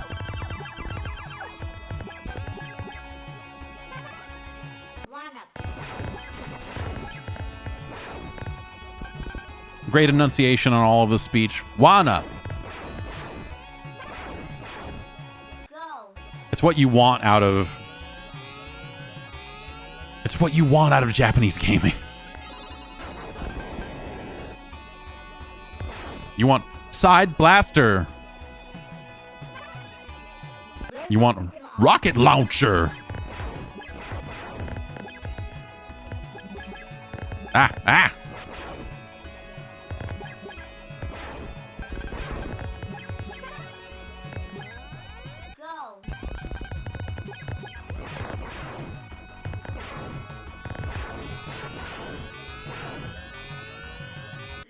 Oh, God. Stupid.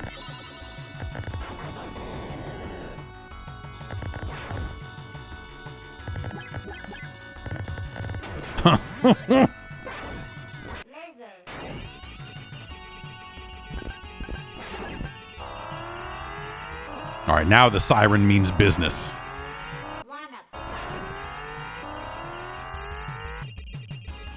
A much louder and angrier sounding siren than the one we had before. Ah, yeah, you had more. I knew he was going to have more than just this, but I did not think it would be quite so.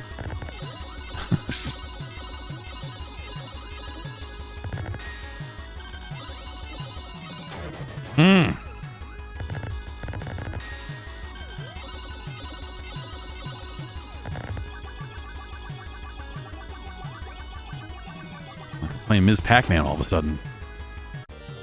There you have it. Push trigger A to continue.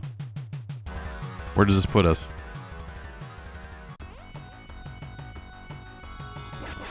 Yeah, I'm good.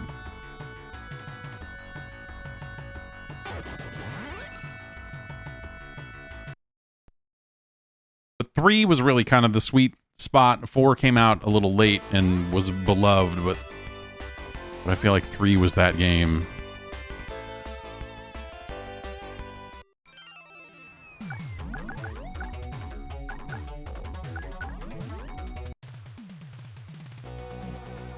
Target G-Lobster.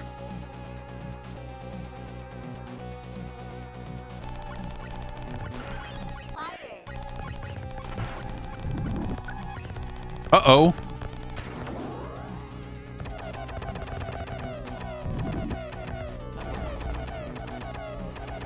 This game at the time was so well liked. You know, people loved the, you know, it was such a good example of parallax scrolling and stuff that, oh man, fuck you.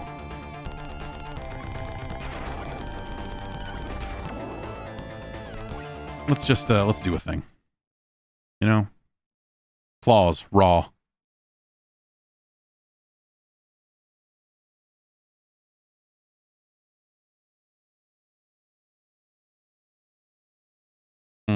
Keep special weapon power.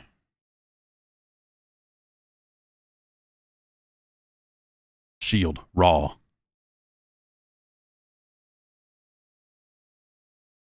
When the game starts, push B to go to the next level.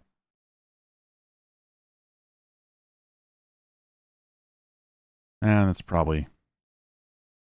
I'm surprised there wasn't one. There isn't one for, like, have all weapons.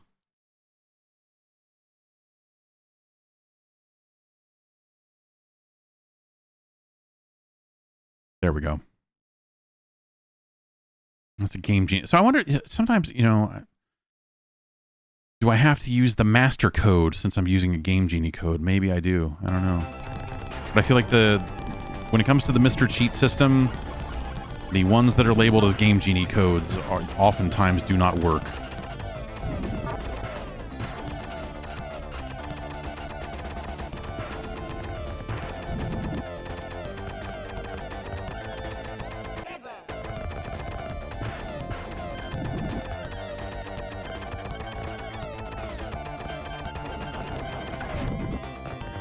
Look at these big old beams.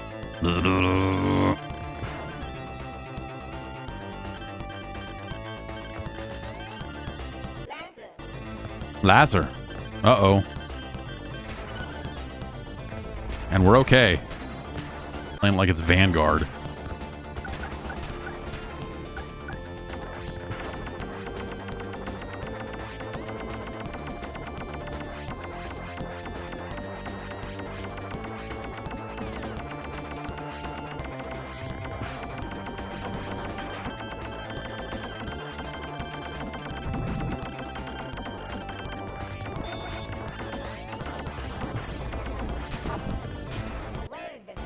Oh, that's weird. It's like it's counting it as a death. So I'm like losing the weapon. These are really good. These are really good weapons in this game. I like the little hit effect, that little oval. You know, you get a different colored oval when you're hitting a spot that's doing damage, which is a key indicator for sure. Let's get to the G-Lobster and then we'll load up 4 real quick. but yeah, I played a lot of these games, and at some point I definitely had like the patience for them, you know. And nowadays I just don't.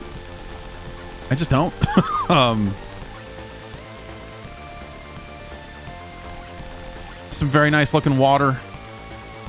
It's a good looking waterfall.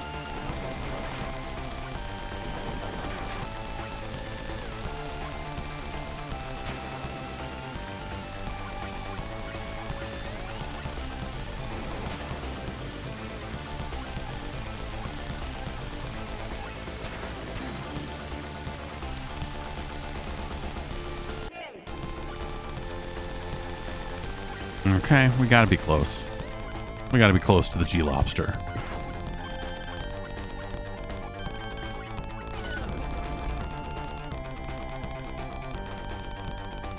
Also, this whole thing of like the set your speed and I just never.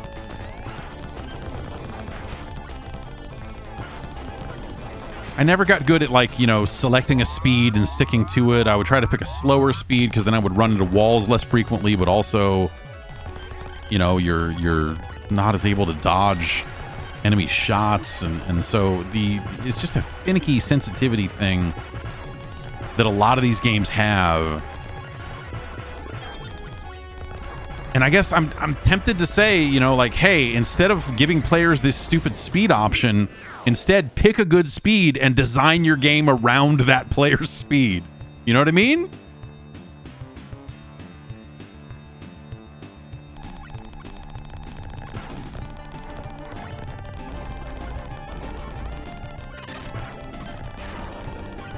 Okay.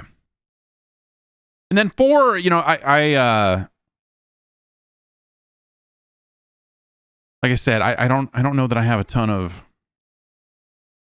Did 4 not come out in the US? Is there really only a Europe and Japanese version? That seems wrong somehow.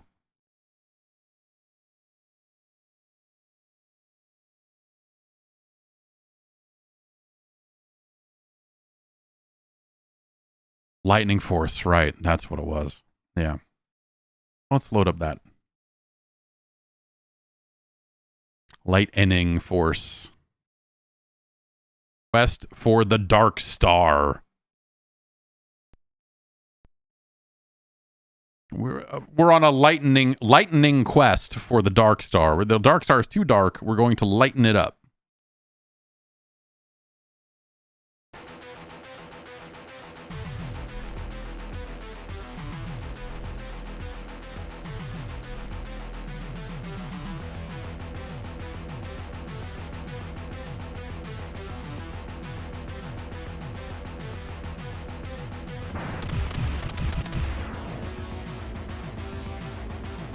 Fuck yeah.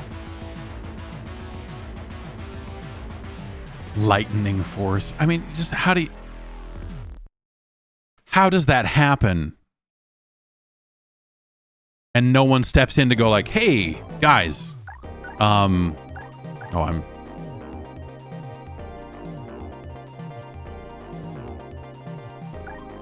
Arm.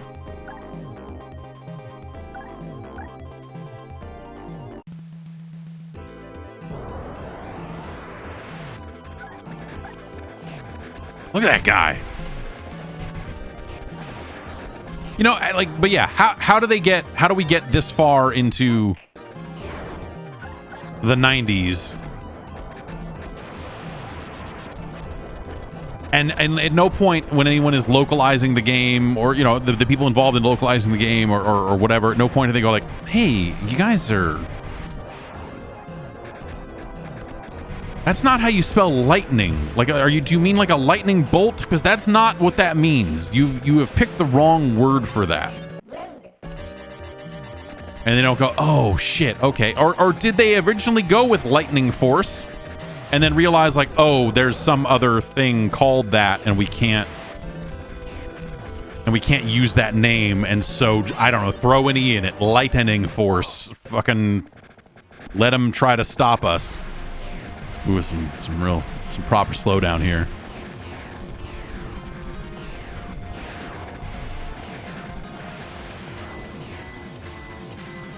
these are great looking background. I mean, for as awesome as Thunder Force 3 was, like I just the size of the enemies in this, the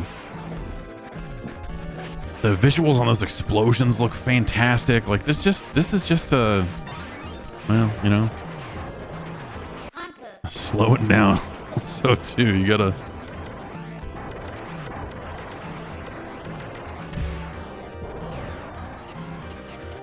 Well, yeah, Samurai Showdown, but that's like a Shogun kind of. That is a play on words. Shodan, Shogun. Like that's them spelling Samurai Showdown that way is on purpose. The rest of their localizations over there at SNK, not so much. But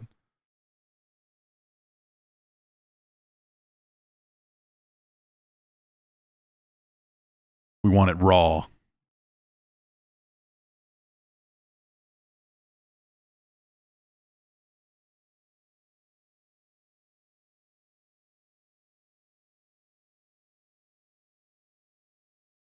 Unlimited Men is the way they decided to write that. Not infinite lives.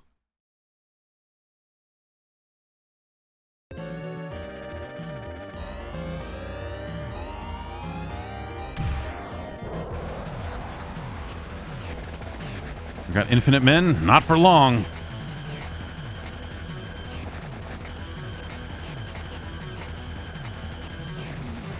Yeah, look at this fucking thing I'm shooting.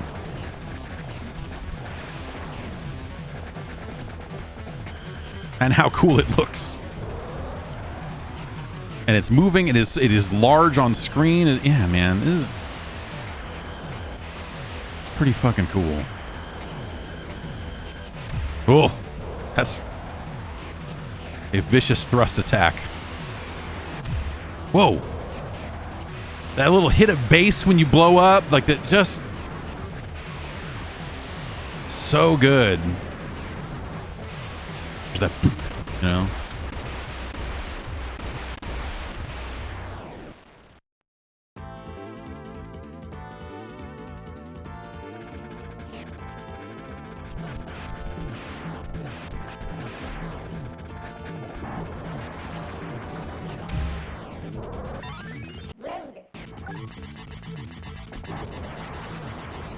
That's a really good sand effect. Yeah, this game is just beautiful. And I feel like this was the time for these games. The early 90s, this kind of 16-bit, like this lane right here.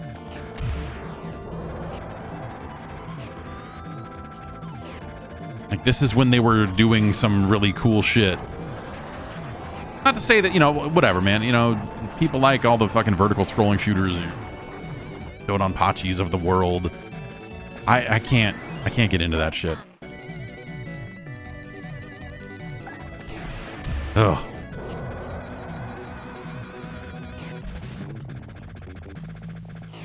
Like, how long do you think this game existed before, like, a sound designer or someone came in and said, "No, check this shit out.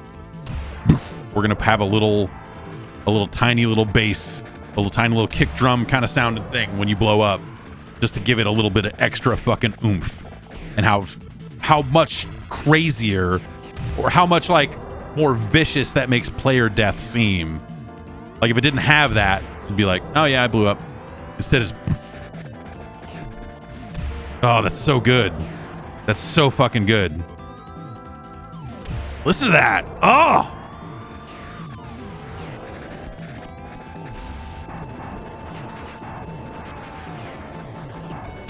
And like the enemies don't get that. It's not like they pop, but you pop.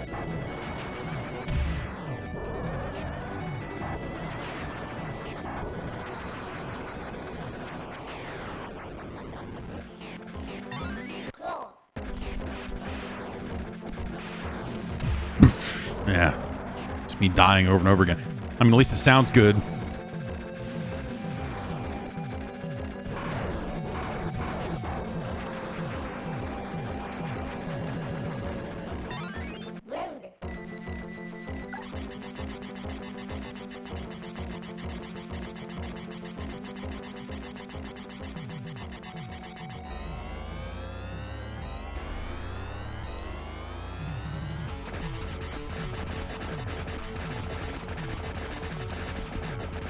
But you know, I'm trying to think like, what's the last like one of these games, or you know, a shooter like this that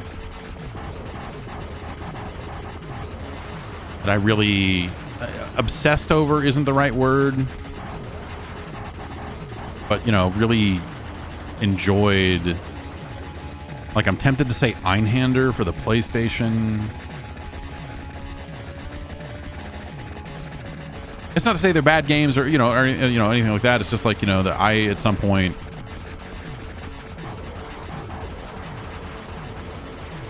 you know, Ikaruga's cool. I think Ikaruga does some neat stuff, right? It's a, you know, but there's, you know, stuff like that, like Radiant Silver Gun. What, Sokyu Garentai? Is it? Am I remembering that right?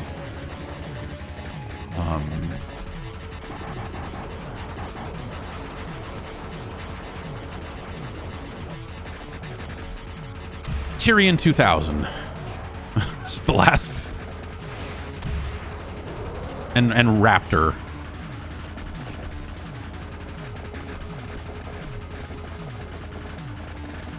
You guys really soak it up, huh?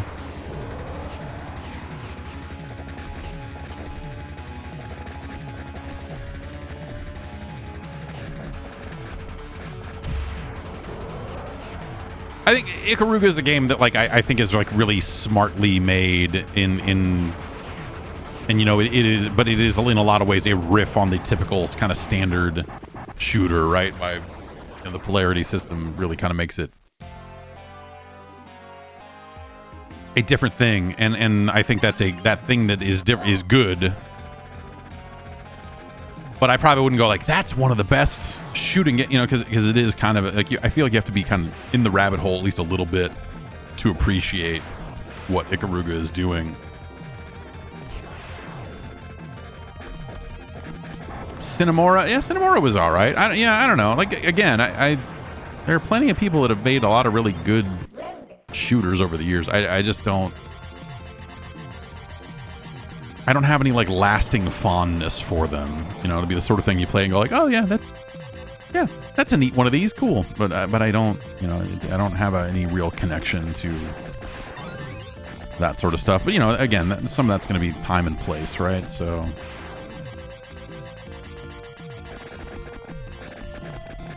Oh, this slowdown. Glorious.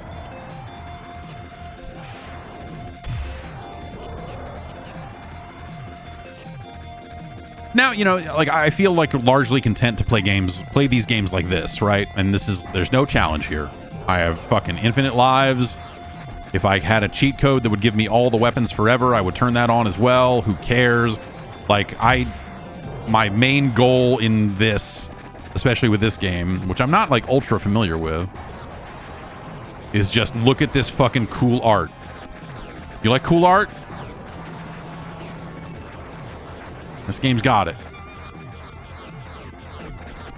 Ah!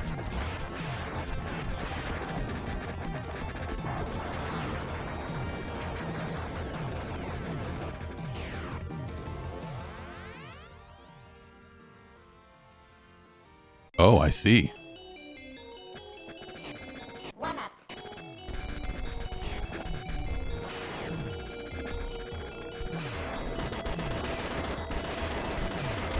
Oh.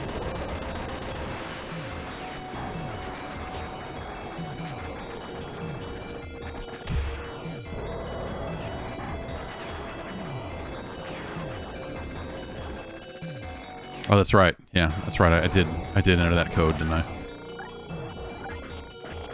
Freeway.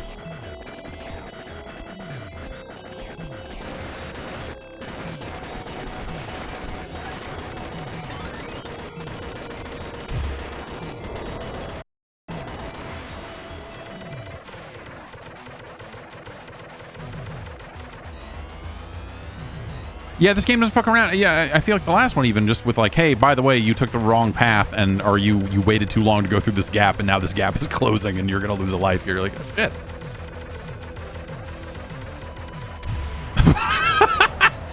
That's another good one. I'm just like, oh, by the way, deal with this, fucker.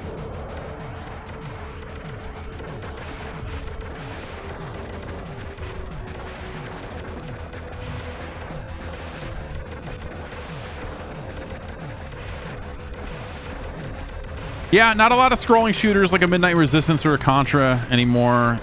You know,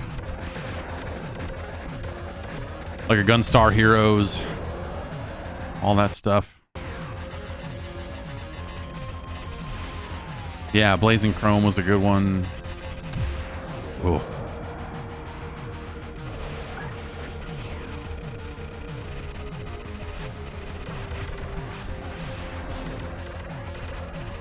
I think the homing shots are oftentimes a good option just from a, I don't know where to hit this fucking, I mean, I know where to hit this fucking guy, but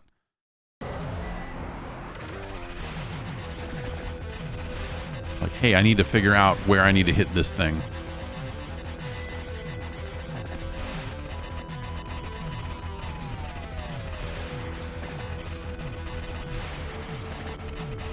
Ugh.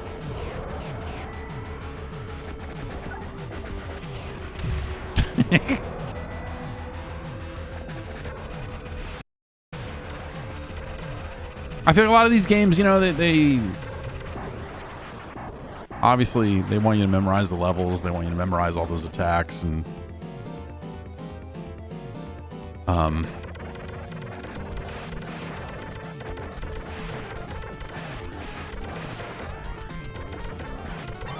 I think that's oftentimes just a patience I don't necessarily have for a lot of games anymore these days. If they're like, hey, you need to play this content over and over and over again and really drill it into your brain. You know, I play so many different games week in, week out. At least in theory, you know, obviously some weeks are busier than others, but that I don't often afford myself the time to really engage with that sort of stuff.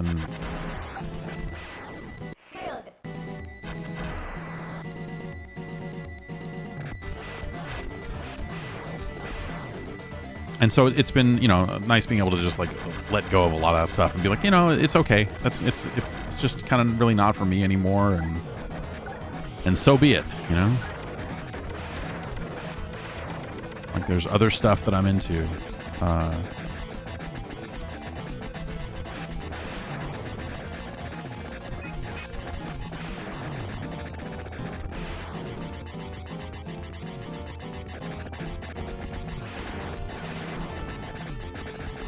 And that's something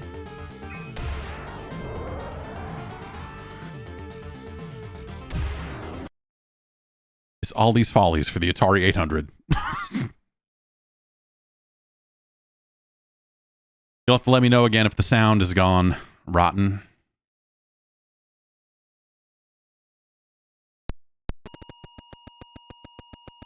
That sounds good. Those beeps sound nice and clean, I bet.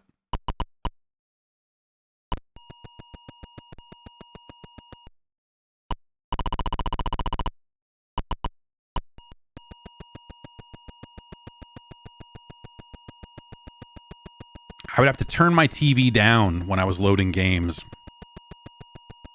because when discs load on an Atari, it beeps like this. And that's normal. That's how it's supposed to be.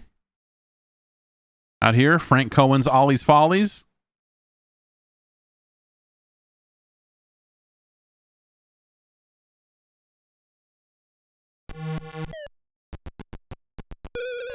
While we're wearing this hairnet, we can kill the robots.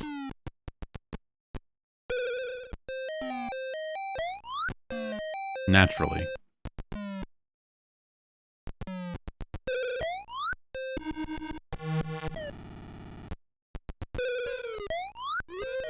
Oh, I messed up. Well, no, I'll have to go back around and get the key, I guess, but that's okay.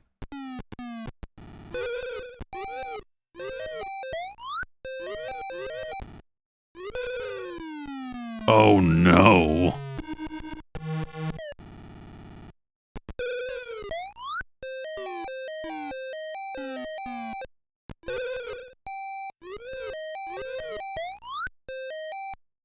So here's something about this game that, and this is why we're playing it, because Green Dog reminded me of it, and that's when you jump in Ollie's Follies, you take a little step forward when you land. And so if I go jumping up this The same thing. Like, eventually when I stop going, there's going to be a step forward. And so you have to kind of account for that.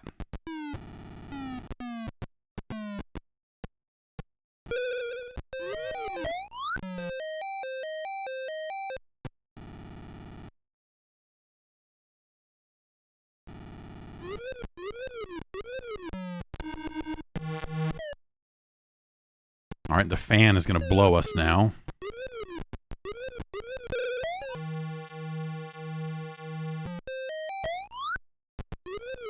Oh!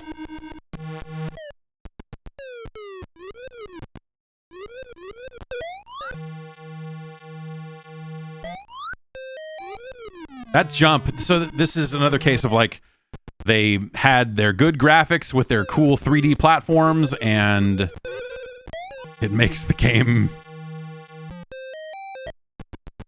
ever so slightly harder.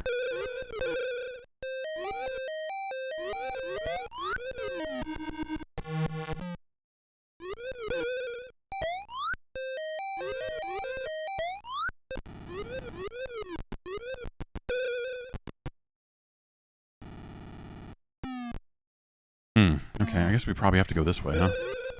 Oh, not like that, though.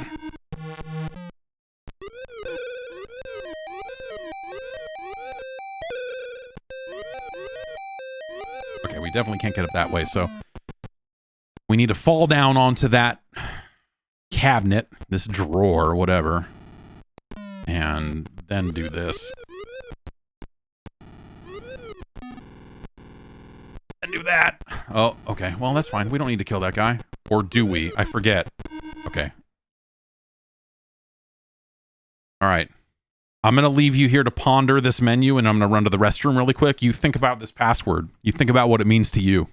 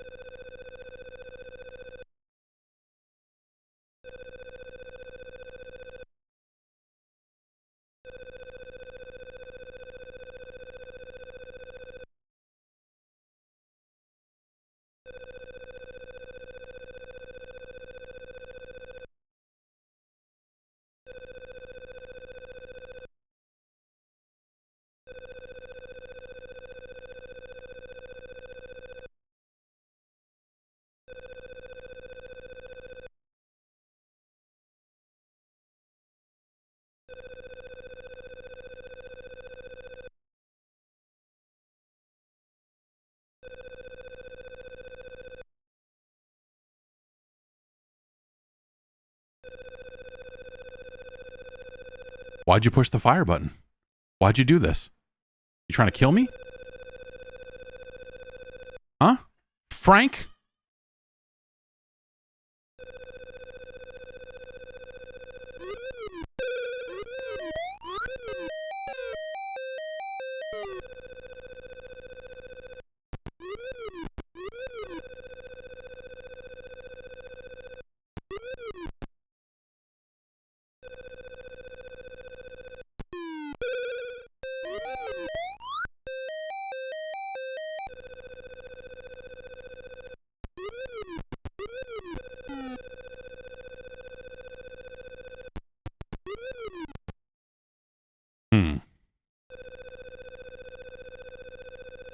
I wonder if I can do this.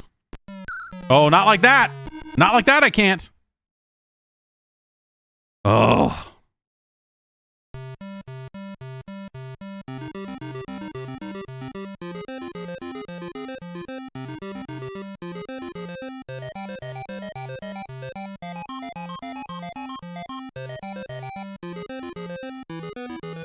Wait, don't I just type in Frank?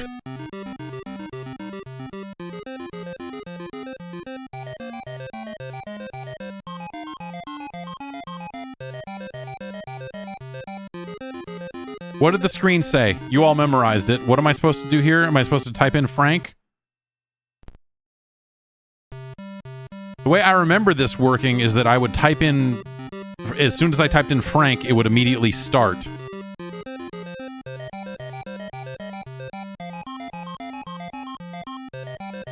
Oh, it's when the game is running, isn't it?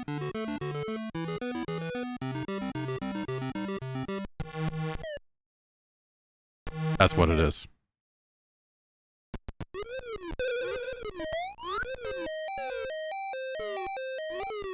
Okay, I wasn't sure if I was invincible going through that stuff. I can also do this. Oh, maybe not. But I remember one of the other codes is just the name of the company, Fanda.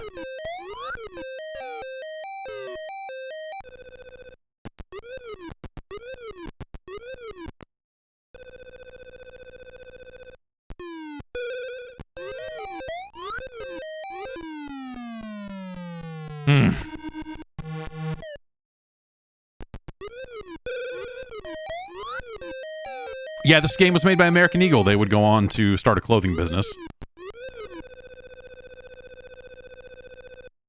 Because once they made all these follies, they felt like, hey, you know, we've said everything we needed to say in this space, and we're gonna move on.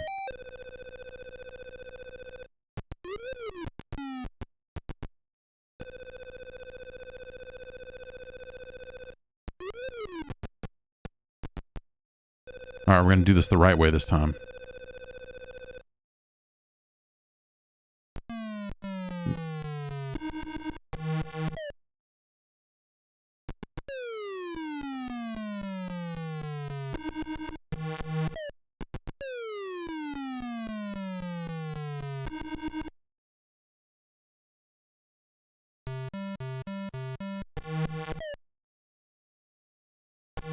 Yeah, so if we type in Fanda, we go right to room 9.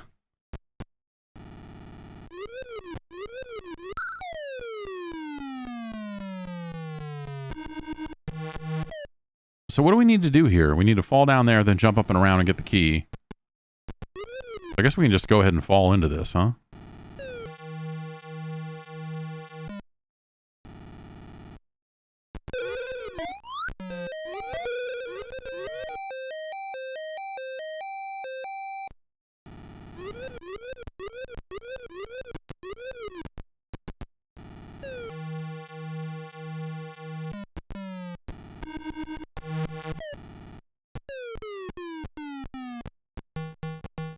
Oh no. Evil lightning bolts.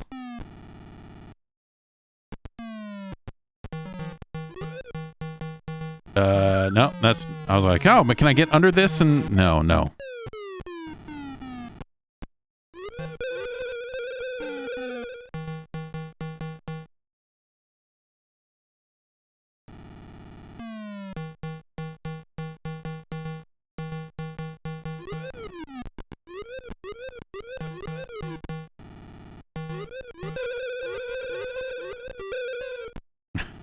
Leave it in fucking flames. Seize the means of production and destroy... Burn it all down.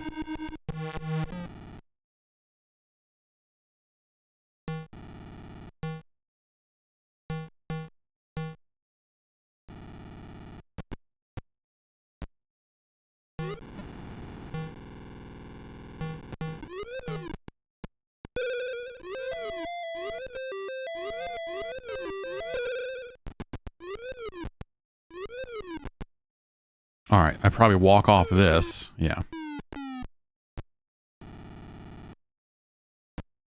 Can I survive a fall all the way down from here? I don't think I can. I think I'm going to have to do that. Nope, can't do that.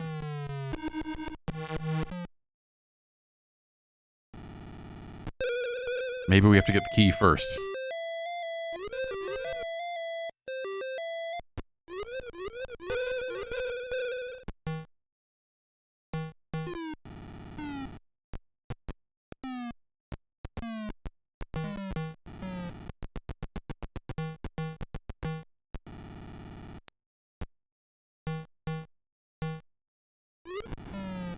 Oh.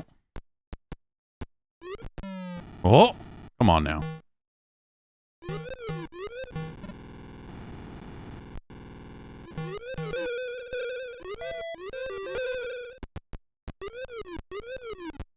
Easy. I remember this game being a lot harder.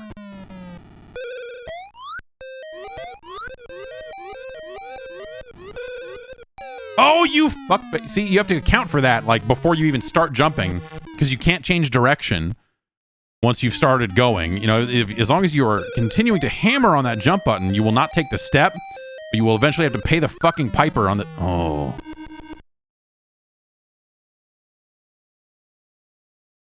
Man, Ollie's Follies. I have a fondness for this game for sure. Maybe Eagle's a code. Oh, all right, we gotta start the game first.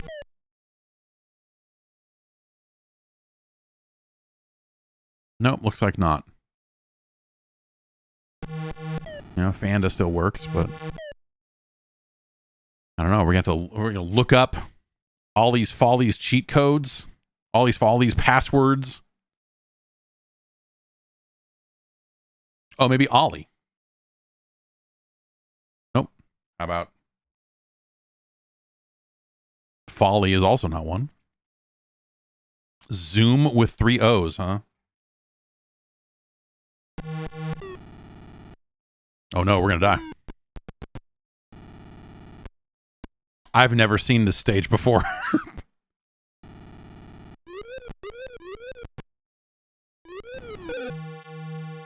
Oh, we're gonna die. Oh, maybe not. Maybe.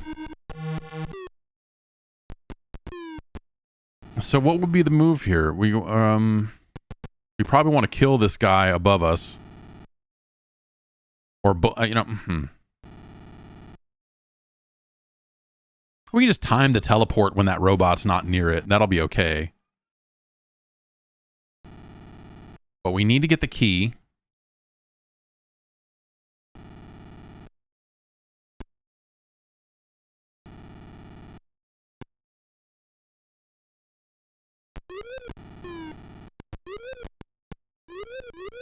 Let's kill this guy first. Oh, did I wait? I needed to wait. Maybe not. Maybe. Man, these later levels, the friggin' hairnet doesn't last as long, does it?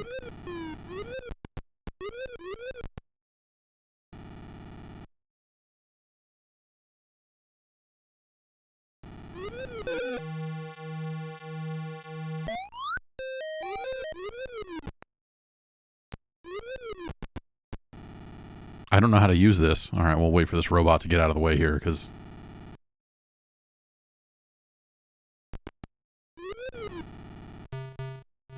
There we go.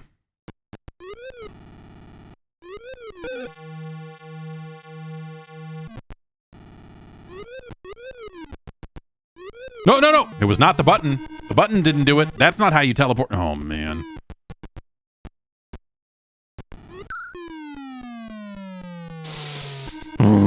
Okay.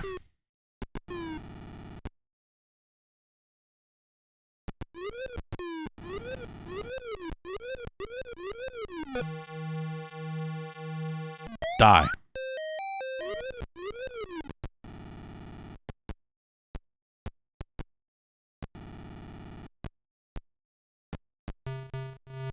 Okay, it is the button. I just need to stop, I guess. Did I like the Impossible Mission games back in the day? You know, yes, but no. So this is part of this is a factor of like not having the manual, right? But like,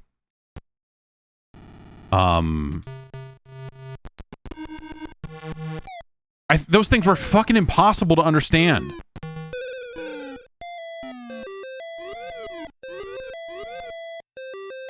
And putting together the puzzle and doing all that, you know, like I just...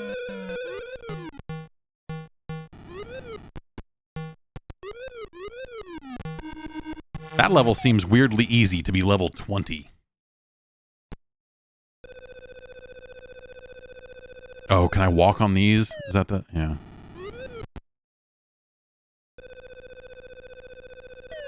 Oh! Great.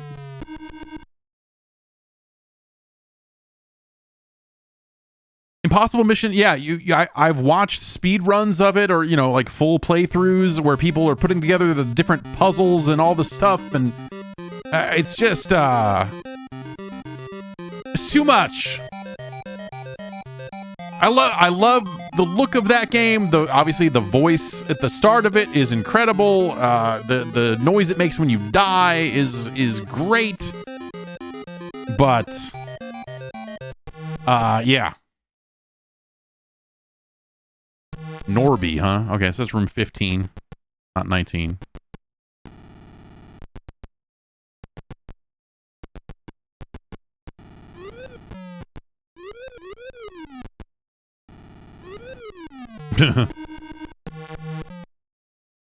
Anyway, Ollie's Follies is, if you want a game that no one's ever going to talk about ever, I don't know that I've ever... I'm sure there are videos of this online. I'm sure that there's someone else out there that has played this game, but I've never encountered it naturally in all of my years of playing games. I've never had a conversation with anyone about Ollie's Follies. But this is what happens. You end up with a box full of discs, and each disc has anywhere from 1 to 8 games on it, depending on how small they were and who was packaging them and bootlegging them and all that stuff. And you just end up with a bunch of different shit. That was the true power of, the Atari home computer here, which this is an Atari 400/800 game. And then, of course, the Commodore 64.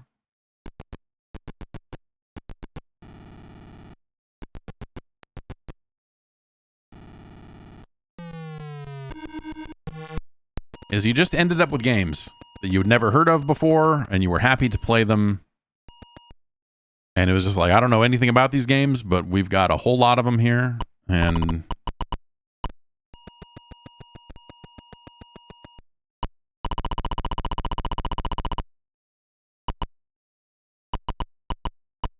like Castle Hassle, for example, which was this is not the name I knew it under. Or I guess this is maybe the first game and second game combined. I forget what the deal with Castle Hassle is. Castle Hassle is basically Venture, if you remember that arcade game with Willy Winky or whatever the fuck his name was.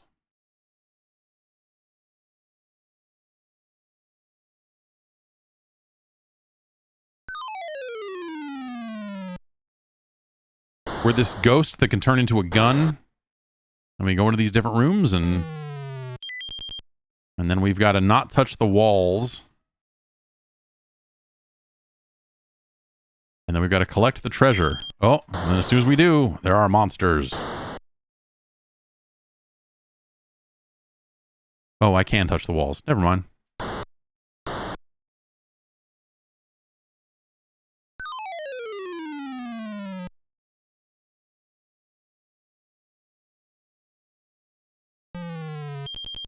Bubble ghost without the bubble. No. Don't be silly. Oh, I was like, wait a minute. What?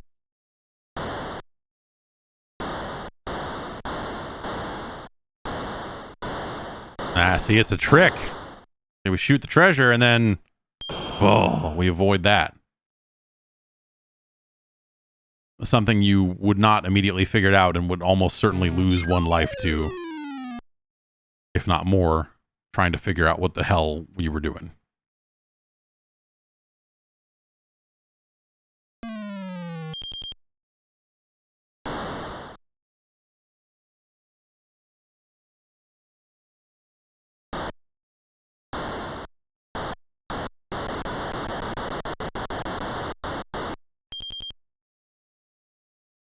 Okay, all right.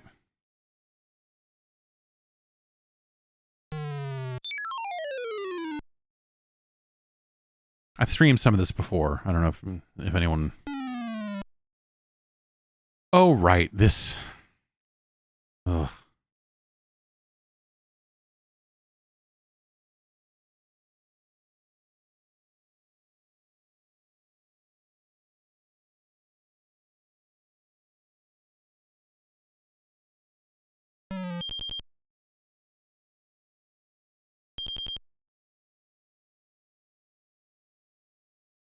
Gotta get out. Oh. Now we've got to get back.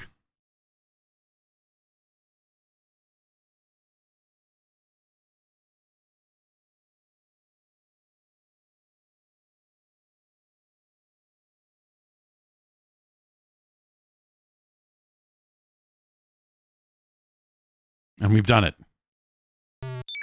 Who's the greatest Castle Hassle player in the history of mankind? Yes, Ghost Encounters. I think, yeah, that is the... Is that the other one? He Can Disappear is a great name for a level. Yeah, disappear from that. An evil lollipop.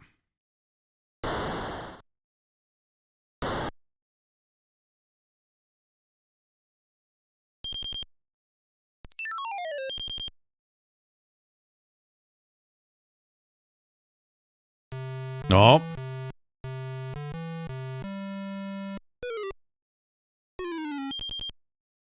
Too many doors.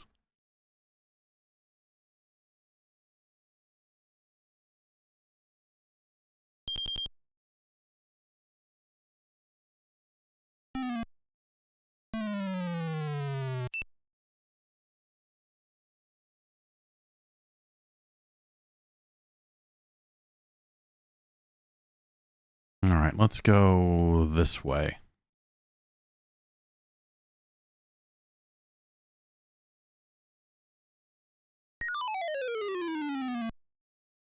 Great. Is the secret that I go back this way? No? Okay. Let's do the radioactive room, if we can. I think the key here is you just got to get it. You know, they only come at set angles, so it's not impossible to just, like, get in there and make it happen. Let's try the other door. I have a feeling it's going to do the exact same thing.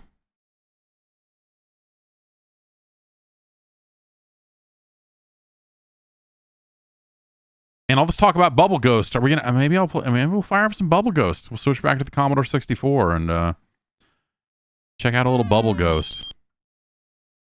Fortified faces. Oh no, they're invincible.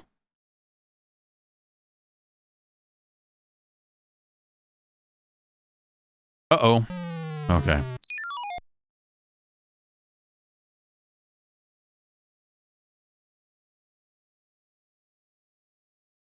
Now do I have to go down the other, you know, because there's a timer. I wonder if it'd be faster to just go this way.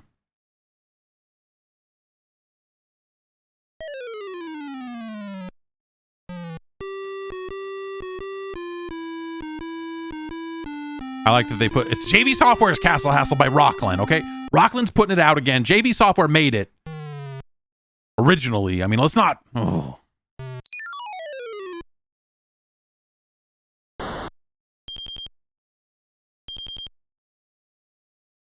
What do I do in here?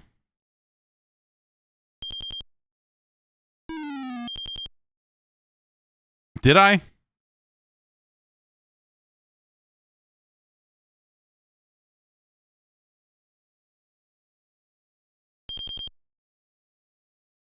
You earned this one, buddy.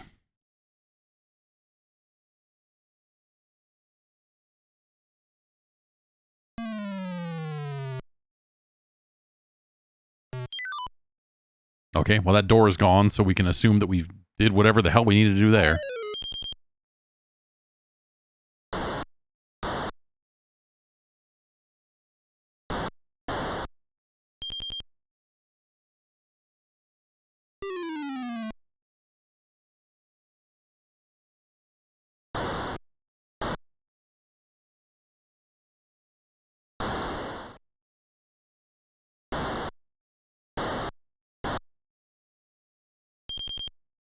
Okay.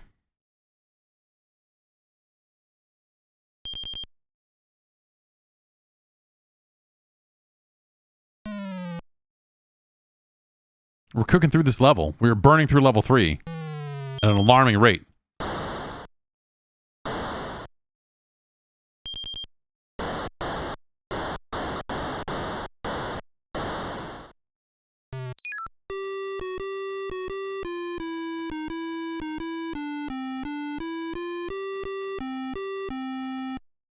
Suck it, Castle Hassle.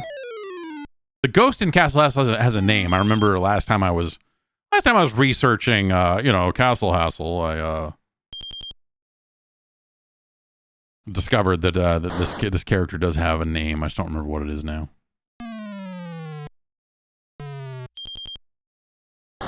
Oh, that's right. I think I actually have to take it away from him. Without touching him. I have to touch the treasure without touching him.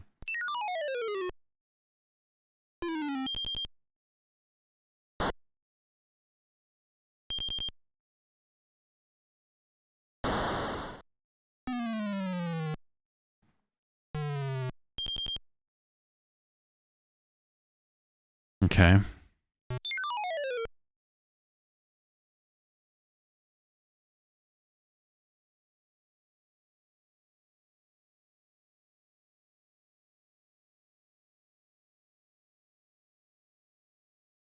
I forget this one. I think I have to make one of these blocks fall in over here? Is that what it is?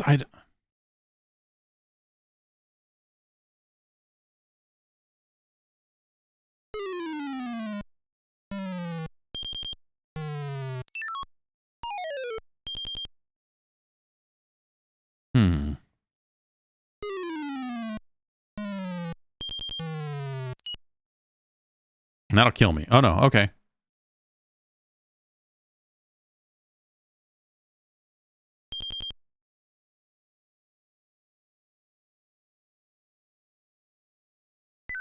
Nope. Did I leave? Damn it. I think I have to do that and then go back in the other door?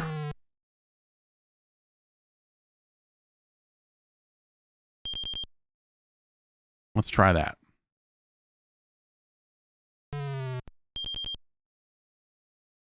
Okay, we need one more on there. It's like a skate, like a fulcrum. I feel like playing this game as a child, all this stuff just seemed like abstract and random, but now that I'm looking at it and trying to... Wait, what? Oh, do I have to do two in one go, maybe? Maybe that's the...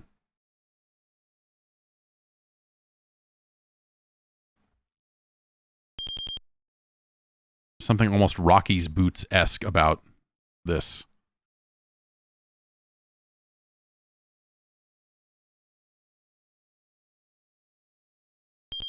Okay, now let's try. Whitecap is the ghost name? Okay. There we go.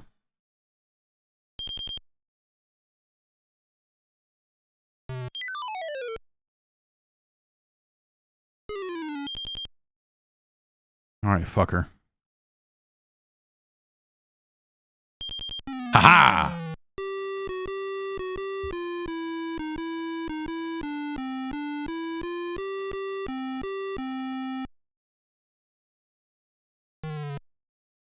I don't know. I like, these puzzles are not especially challenging or, anything like that. And sometimes they are nonsense.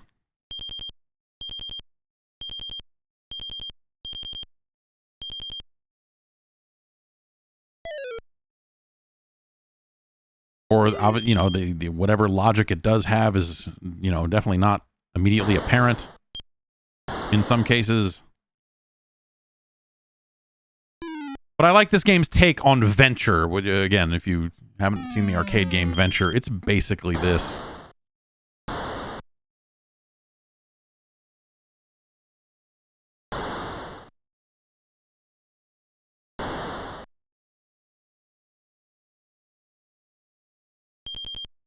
Wait, where's the door? That's the bottom of this tree, isn't it? Oh, fuck you. Anyway. Yeah, why don't we play a little Bubble Ghost? Bubble Ghost was a game. I believe I purchased Bubble Ghost. Also, I believe Bubble Ghost needs to be a disc, because if I remember right, it has to load new levels off the disc, so we'll look for that. Oh.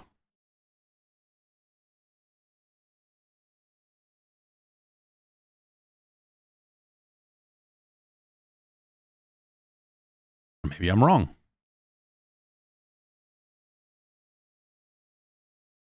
Okay. Well, let's try this then.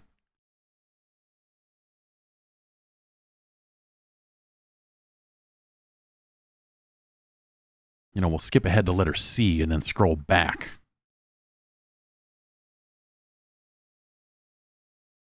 Bubble Ghost, 1988. Relatively late in the game for a Commodore 64 game. But I was pretty late in the game to getting a Commodore 64, so it's probably why I had a legit copy of this.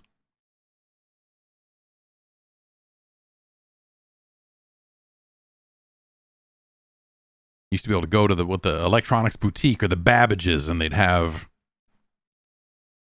some C64 stuff, some Amiga stuff, but more and more console stuff as time went on too. Yes, the programming partnership.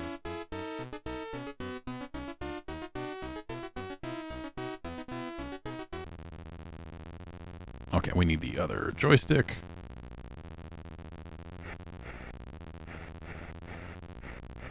Okay, so if we hold the button down, we can rotate the ghost. And basically, we got to blow this bubble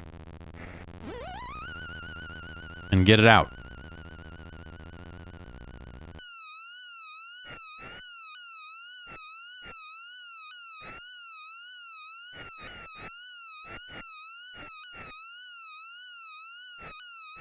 And they have filled the levels with nonsense. Like, I don't know, there's a roller skate and some kind of, like, evil circle blob. And then up there's just, I don't know, there's knives coming out of the...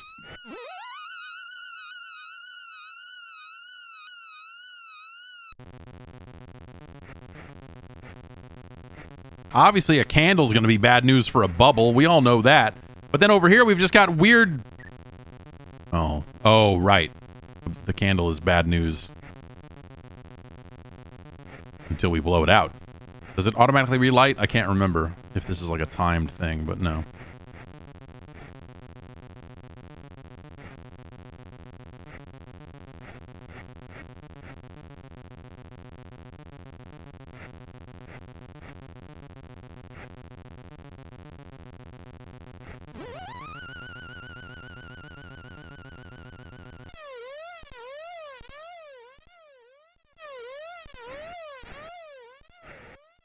And just each level has its own brand of fucking nightmarish noise.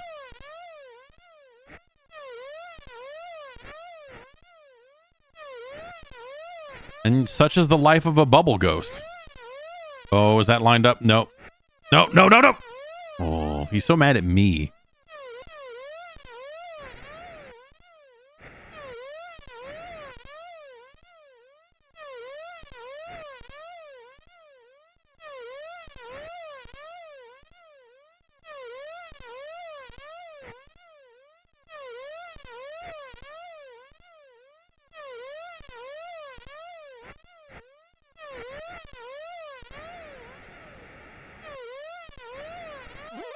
Yay.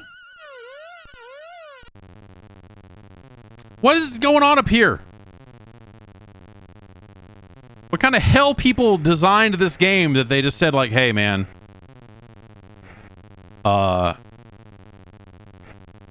we just got a weird head here that's just gonna grow and shrink.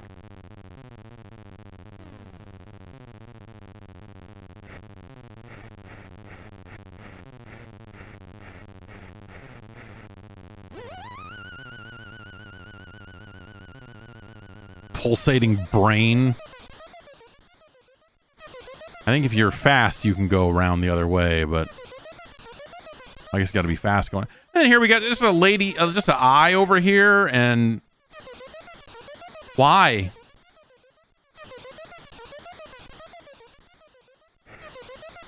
No, straighten out. Oh.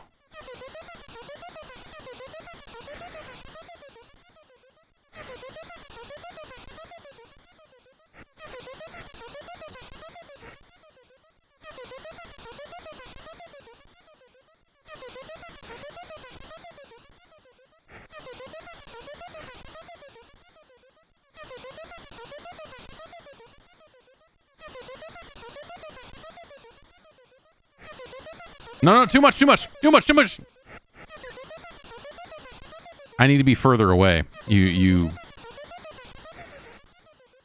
That's the secret to this game, is don't always be close to the bubble when you're blowing the bubble.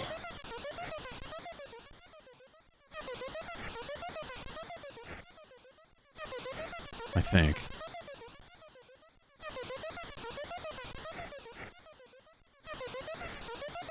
What idle games am I playing nowadays? I started playing Farmers Against Potatoes, Farmers versus Potatoes Idle, Farmer versus Potatoes Idle on Steam.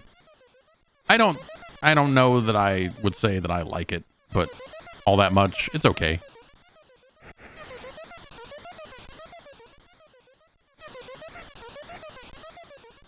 No, wrong way.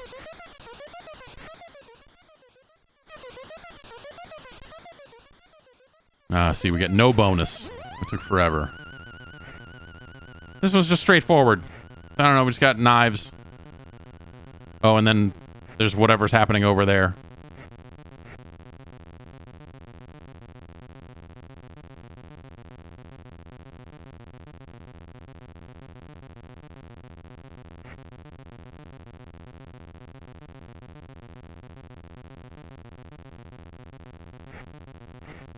Oh, it's gonna go bad. No, this is bad. Yeah.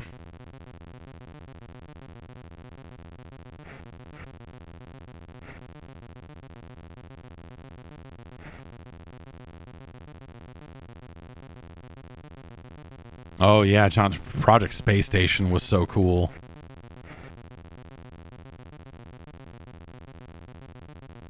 Go, go, go, go, go. Go, go, go, go, go. Go, go, go, go, go.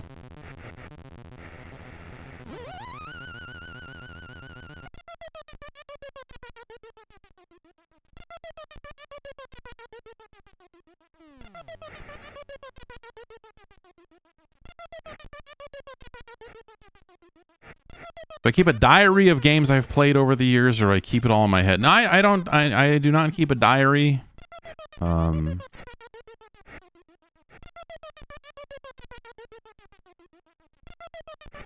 Uh-oh. That thing's turning back on. Looks like. Or maybe not. What's the on-off thing do?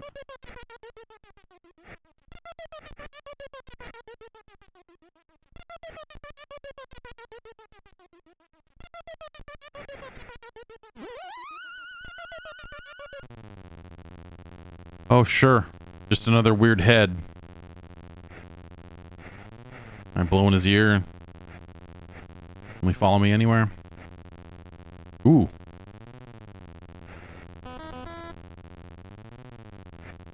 We killed that fucker with a trumpet. Oh, that's still a little too low.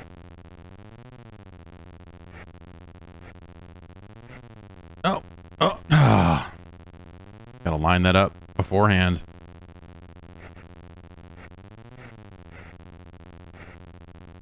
No. What are we doing? Oh, God.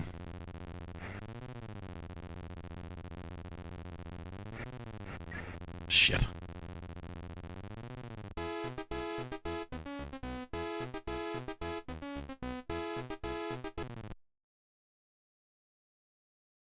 Bubble Ghost is good.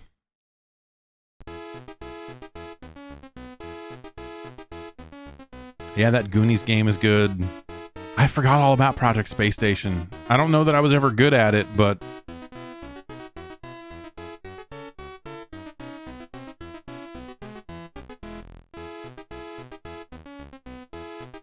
But yeah, man.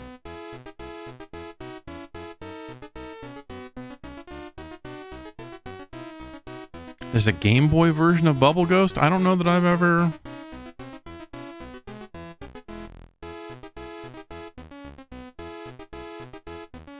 I don't know that I've ever seen the Game Boy version of Bubble Ghost.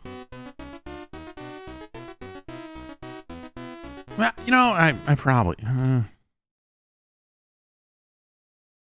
That does sound familiar.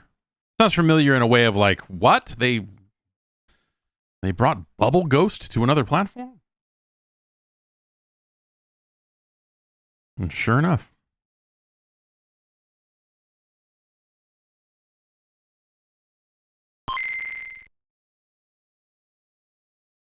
Pony Canyon.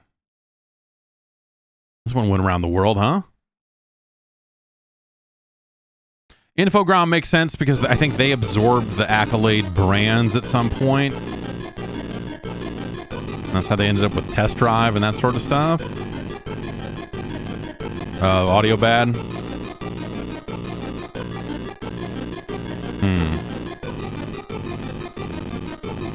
Okay. Well, let's see. I wonder if just reloading the core and getting it to resync again.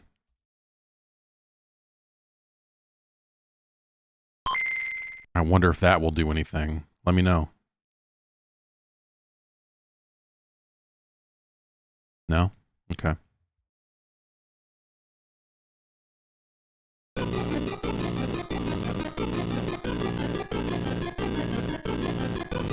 You're going to hear 3 versions of this. Yeah, that's all bad. Okay. Man, I wonder what it is that's doing this. It's such a weird... It's got to be something on the HDMI resync that it's just like fucking up, right?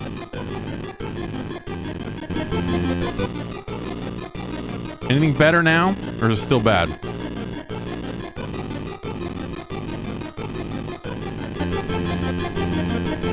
It's still bad. Okay.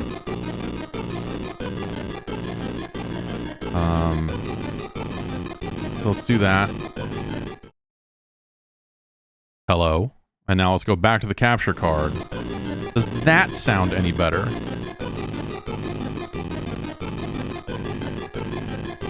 No. Because that's pretty much what I did last time.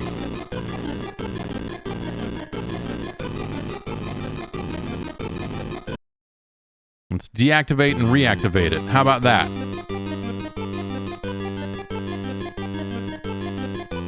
That did it? Yeah.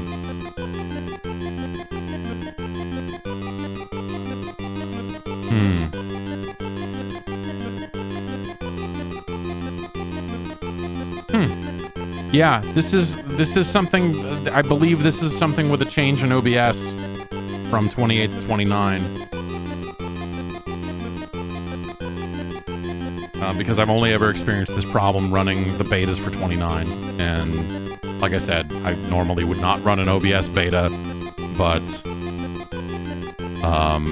when I had all those other crash problems, I started trying everything I could, especially because it's like, oh, well, I got a new graphics card, so maybe it's related to that, and the newer OBS was made after the graphics cards came out, so maybe there's something there, you know, whatever it was. It looks like if I deactivate the capture card in OBS and then re-enable it, that will make it work. That's a really weird one, because I'm going to look at the, well, you know, I can't really make any changes because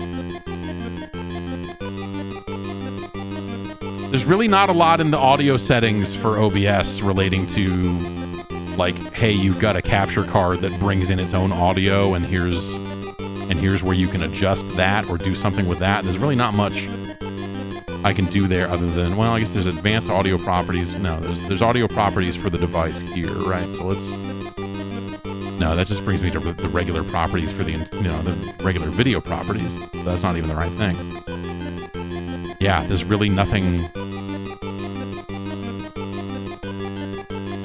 in that menu that does anything better. But anyway, I'll fuck with it some more later. That's a weird one.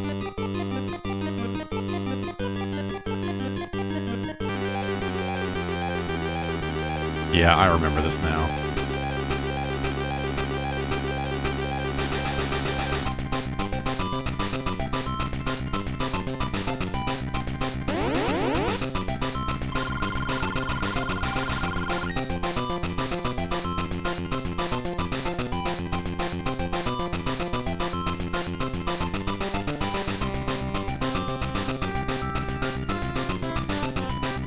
This is weird, having it automatically aim at the bubble feels...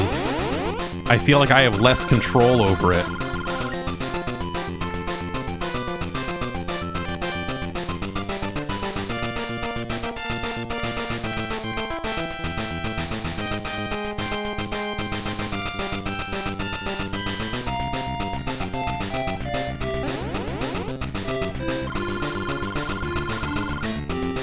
Since 2022 is almost over, any chances for the Commodore 64 40th anniversary stream before the year is out? Oh, I don't know. I guess I didn't realize that it was the 40th anniversary now that you mention it. Yeah, I'm always down to play Commodore 64 games. I think is the thing there. I just want to see that weird head. Oh, they took the head out and put in a... Friggin' cowards. They're afraid of the horror. They're like, we got to get this game out to kids. We can't let them see the true nightmare. Replace it with a rabbit in a hat.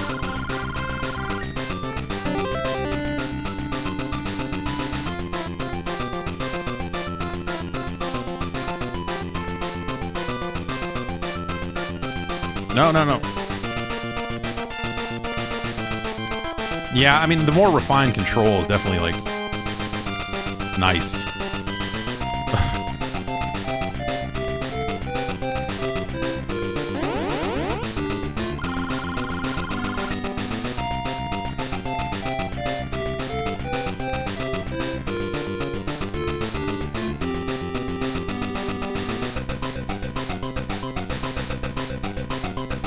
Ah!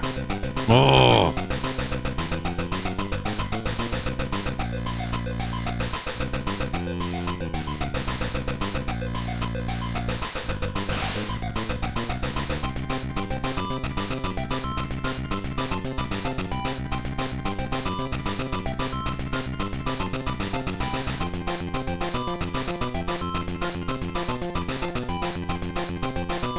Fuck me. Oh, what am I doing? What? That was a...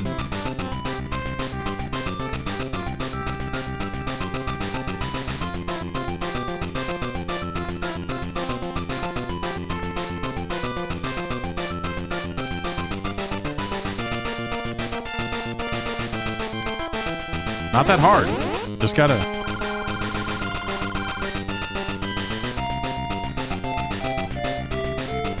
Well, what's going to be in the room with the trumpet? Am I going to have to... Do I get to crumble a guy's head or not? I mean...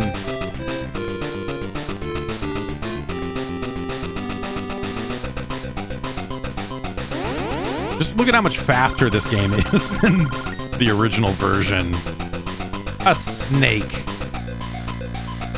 I guess we're charming the snake, right? It's kind of a snake charmer kind of...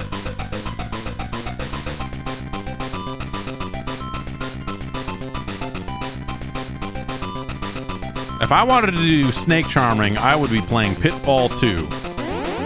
That's the stream we need to do. But I don't have 40 hours to do one.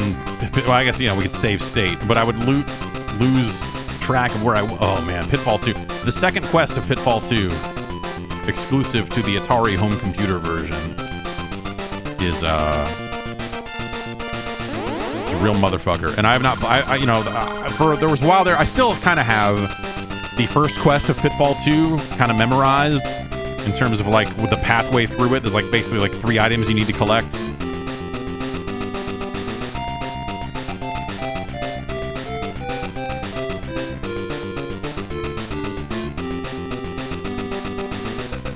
Look at that. That's... I didn't get it done, but like you could see how I could get it done. With rapid manipulation of the bubble's trajectory in a way that, oh my god, in the way that the original version would sure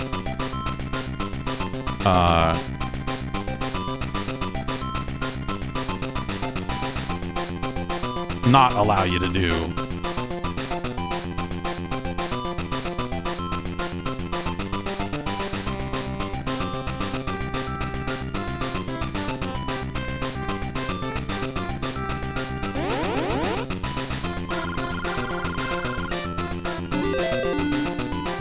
The drop shadow, so that's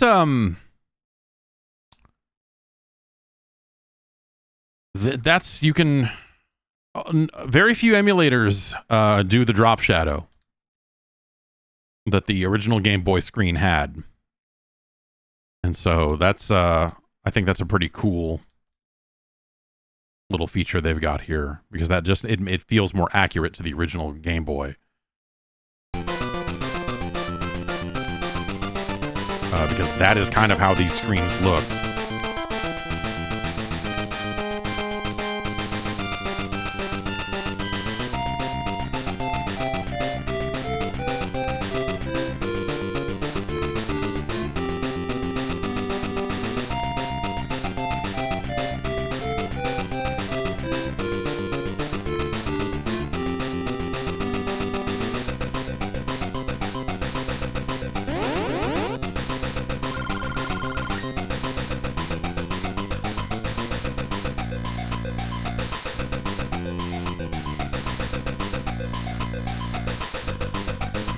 Whoa, whoa, whoa. I was trying to blow the elephant. See if any... Oh!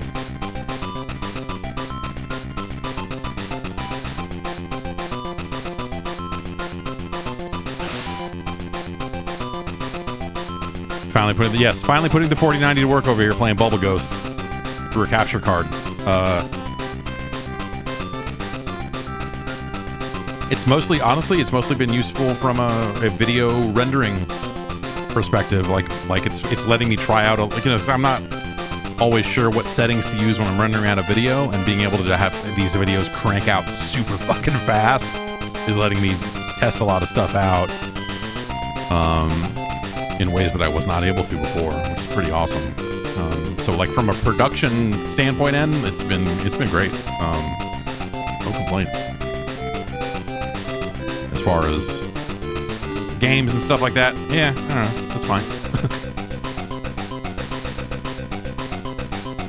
You know, the games that I would want to play with it or want to look at and go like, oh, let's see what the ray tracing looks like, you know, or games like Callisto Protocol that run bad no matter what you have. So it's kind of a bummer on that end, but it's not necessarily the fault of the graphics card, I guess. You know, Need for Speed Unbound ran a lot better and more stable. It's got all the DLSS 3 shit in it, I think.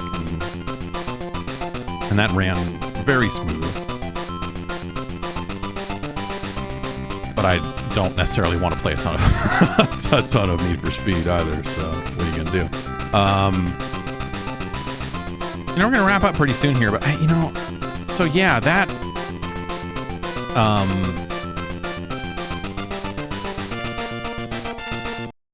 that Atari version of Pitfall 2, like I almost want to, I mean, we're going to head out a little bit here, but do I not have cartridge? Oh, bin. There we go.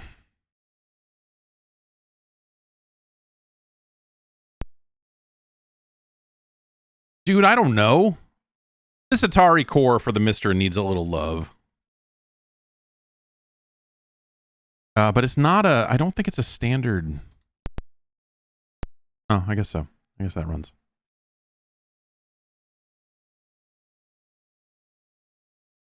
This is an awesome version of this game. It's called an Adventurer's Edition because it has a second quest. You see Quick Claw the lion down there. He's the last thing you collect to finish the game. And when you collect Quick Claw in the 2600 version or of any of the other ports, that's the end of the game. Or when you collect all three of the items, there's, you know, your niece Rhonda, the there's a ring that you need to get, and Quick Claw, and this rat is gonna go ba da da da da and not let you go that way.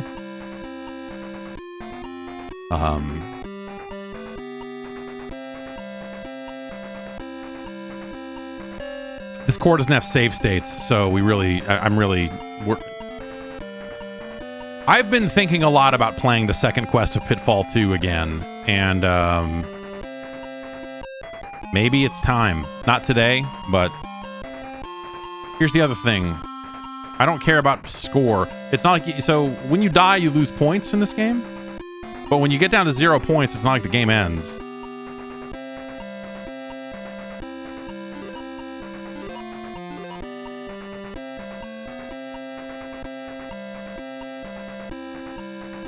Super Pitfall is superior. Come on now. There's a ROM hack of Super Pitfall that adds like battery backup and shit like that in a way that is it's a much better game than that original thing was.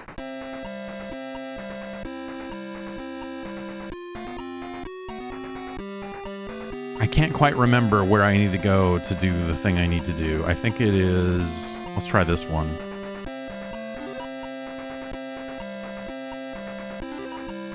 This may be it. That'll work. No, that one... This is not the one. But... No perfect game now, because I fell hard and lost 100 points. But, like I said, I don't care. Let's try this one.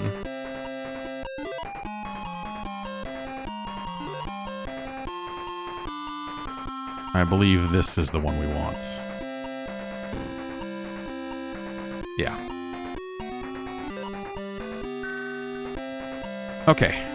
Now we got our high jump, which can only mean one thing. The balloon is coming.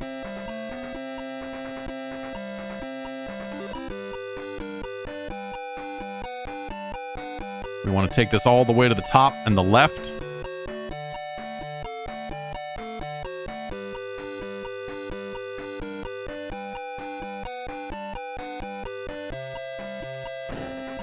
And there's Rhonda. We're going to not be crazy. We're going to go touch the checkpoint so that we don't screw this up.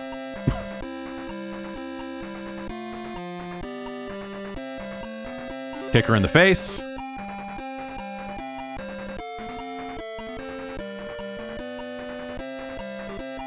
And then we do this.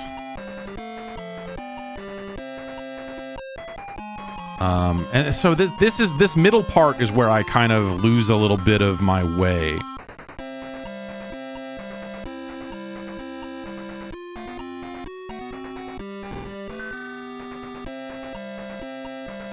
Because there's...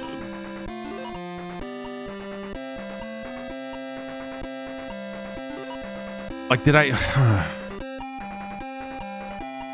may have messed up and not gotten the ring. Like, this may be the final path to get to Quick Claw. And I may have skipped the middle of the game. But you need all of the items to you know, to win, so it's not really an option to just skip it like that. But I could be wrong. This is all these areas where I can go off to the right. So maybe it's here? Oh no, I guess I have to take one of these paths no matter what. Okay, those are just dead ends.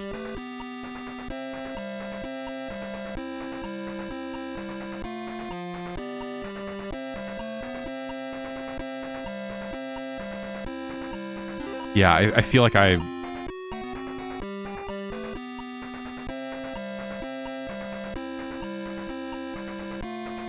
that's it up there. Is that the ring there? Yeah, there's a jump and you fall and you land on that platform and it's like right there. And that's the only way to get it. And so I think we missed it. Unless I can... Yeah. See? So there's only that path in from the right. And so there's some platform you have to just jump off of and land on one of those ledges in one of those big kind of vertical areas. And you just land and the ring's right there. So I fucked up. We're fucked. I'd have to make a whole nother loop again because I don't, you know, because I only know my way to get there. And so we're kind of heading on the path to get to Quick Claw, which is kind of actually back to where the beginning of the game is. So you could, in theory, do that loop again.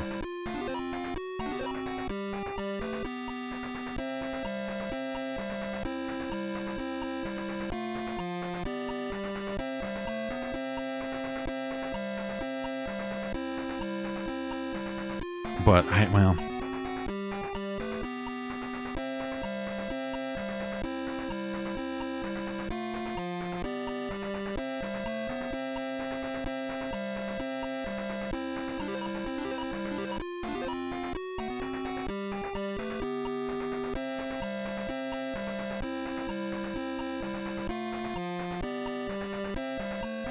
I don't see any reasons to not go to the top. Yeah, that's just gold and shit. Gotta look out for this frog. Oh, I really fucked that up, didn't I? So you go back to the last checkpoint, if you remember, was quite a while ago. But not far enough back for us to get that ring.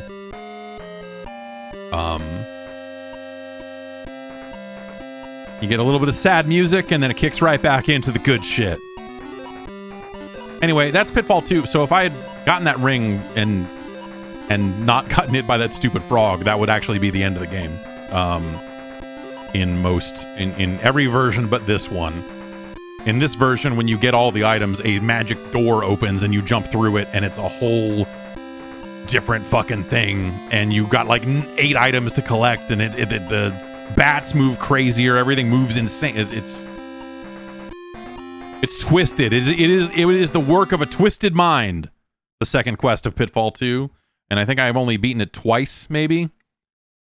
At the number of times I had to play through that first quest, because it's not like it's got battery backup or anything. Every time you turn the fucking thing on, you got to start from scratch. So I got very good at finishing that first part of Pitfall. Again, if I had remembered where the stupid jump was, I think I had to jump off to the right and then angle back down to the left to make it. I forget what it is. Or maybe there's a different,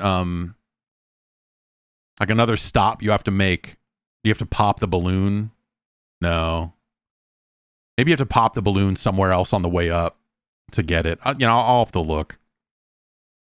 And that second quest is just a disaster. And so I never memorized it. I never, so it was just like wandering for hours. Probably had to leave the Atari on for like 20 hours or something over the course of days to try to figure out, like, okay, how do, I've got these 3 items, but I need more. I don't know how to get anywhere. Like it's a true nightmare. A true nightmare. And that makes me want to try to do it again, because it's been, I'm going to say, God, I have not finished that second quest since the 80s.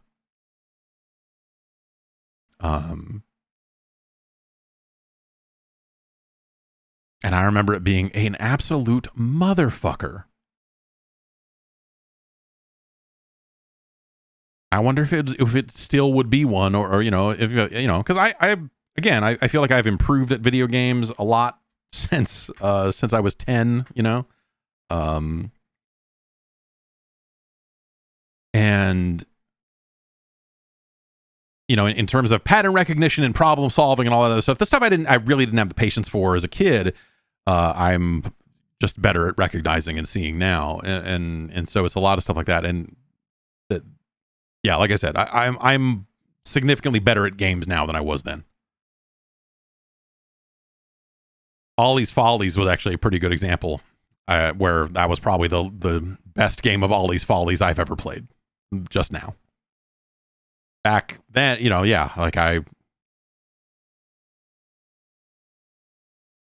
I'd never. Well, maybe not. I think I got up to the point where it gave me the Fanda code, the second set of levels, 9, 10, somewhere in there. But yeah. Miles says you could beat Zelda 2 when you were 10, and you can't beat Elden Ring now.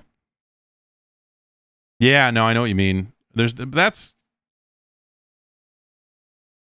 some of that feels like the level of persistence you're able to put into a game, right? I mean, I think some of that is a factor of what else do you have going on in your life. Like there's really a focus sometimes that helps with a lot of games, right? Where if the only game you're playing is The Adventure of Link, and you're devoting as many minutes as you have outside of going to school or whatever else to besting that game, and you've got magazines, you've got all your other stuff, you're going to get there. Whereas like Elden Ring, well, Elden Ring, I played Elden Ring until Tunic came out, and then I got way into Tunic and then never played Elden Ring again. And I put 20-ish hours into Elden Ring and was having an okay time with it. It's no Bloodborne. Let's not be crazy. You know, I'm sure in some ways I understand why people would like Elden Ring more than Bloodborne, but the systems and the action of Bloodborne to me are still the best one of those by quite a bit. So what are you gonna do? Play Bloodborne again is what you're gonna do. That is something else I threaten to do every so often. Like, what if I play Bloodborne again? Because it's been so long that I would be fucking garbage at it all over again. And you know, I barely remember anything you need to do in that game to get anywhere. But you know, I don't know. Again, I don't know. I just don't know if I have the patience for it. Did I ever play much Sekiro? I tried it. I probably played 4 or 5 hours of it, and I had my fill. And yeah, I had my fill of Sekiro. You know, it's neat, but I didn't have a great time with it. Yeah, will we ever get a Bloodborne remaster or remake or anything like that? I don't know. That's one of those things that's so wrapped up in Sony IP and what From wants to do and what, you know, what else they're working on and all of that. I don't know that it's one of those things that seemed guaranteed for a while, but now I feel like if it does happen, it's not going to be something that comes from. It'll be one of those situations where someone else is doing the work, and well, but I guess, like, you know, whatever, that Demon Souls thing, people seem to like that. The PS5 Demon Souls seemed like people enjoyed that, so, you know, maybe someone else could come in and do that work if From doesn't want to, but Blue Point does good work. Yeah, Blue Point. They're on something else. They're doing yeah. I don't think they're working on that. Could be wrong, but you never know. Thank you to Low Your Mind for some hot bits. And Aled10 for subscribing. And Roll Credits for signing back up. And people in chat talking shit about Mark Madden. Ugh. I keep waiting, you know, it's like Jeff Jarrett came in. Like, how long until Mark Madden's doing commentary on AEW? Like are they really going to screw it all the way up? Sometimes it feels that way. I like that show quite a bit. As far as wrestling goes, I think they're doing a great job, but AEW often feels like it's like 2 weeks away from completely losing its way. Sanjay Dutt's rap was good. Yeah, well, okay. I guess. I don't know. When you're bringing in Parker Boudreaux as like like, look at this big man, like his goofy face and his dumb tattoos and all that sort of stuff. Like, he just doesn't, that's a big man. Seems like he should evoke some kind of terror or fear that he simply does not. He's just got he's got too much of a baby face. He's like 24 or something, right? He just looks like a goofy kid. And then he takes pictures of him wearing all his fucking drip, all his fucking hype beast bullshit fucking clothes. Like, yeah, congratulations, you bought a $600 ski mask. Rad, dude. And he just looks like a gigantic baby. You know, I get people used to say the same thing about Brock Lesnar, so I whatever. But like, that guy just,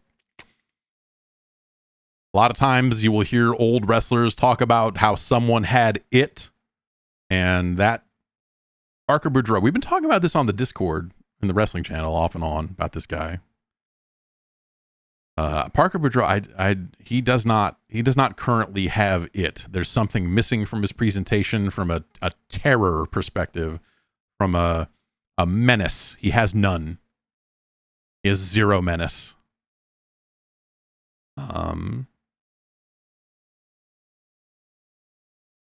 Maybe they get him a purple hat. Get that guy, get a hat on him. It's the problem solver, right? He's got a hat he can love, then maybe we can love him. I don't know, yeah, but I don't know. Having that guy make his debut on the actual television show and not on the, anyway, what, sorry. We can complain about wrestling another day. generally speaking, I am enjoying the television that AEW is putting on television. It's been largely good TV, but there are so many aspects of it around the edges that you just look at and go like, this seems like they're like really fucking up. As much as I like this television show, boy, it sure seems like things are very close to falling apart all the time.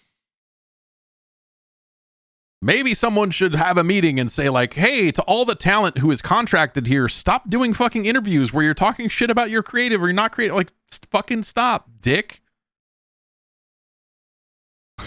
Like, just shut the fuck up.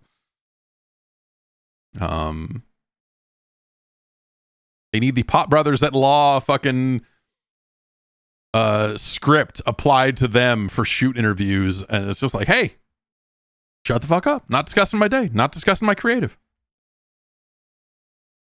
I hope everyone is having a happy shut the fuck up Friday. For sure. Now I believe, yes, it is. The stream has started. Seb Mall, who is one of the moderators here on the Twitch channel,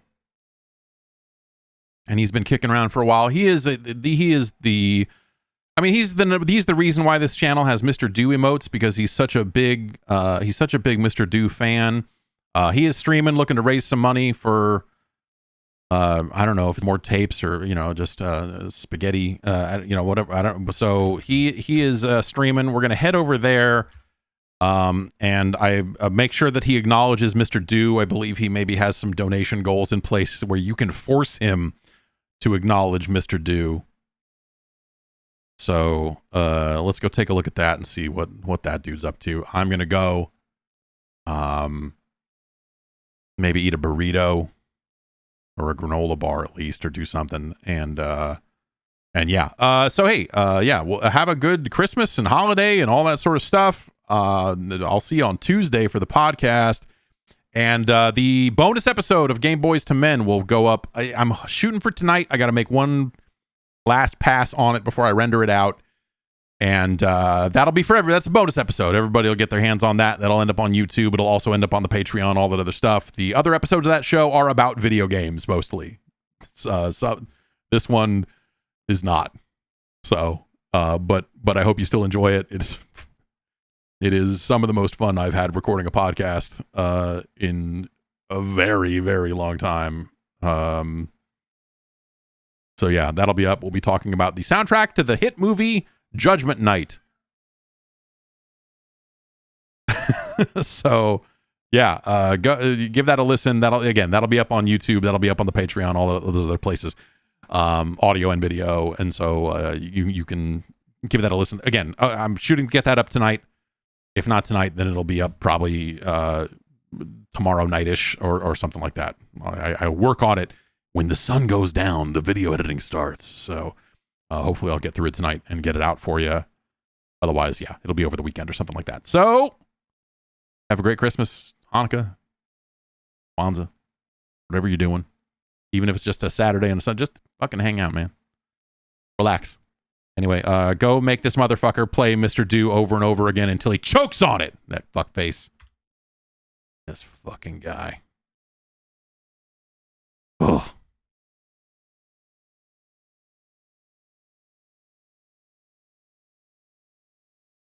Sending you there now.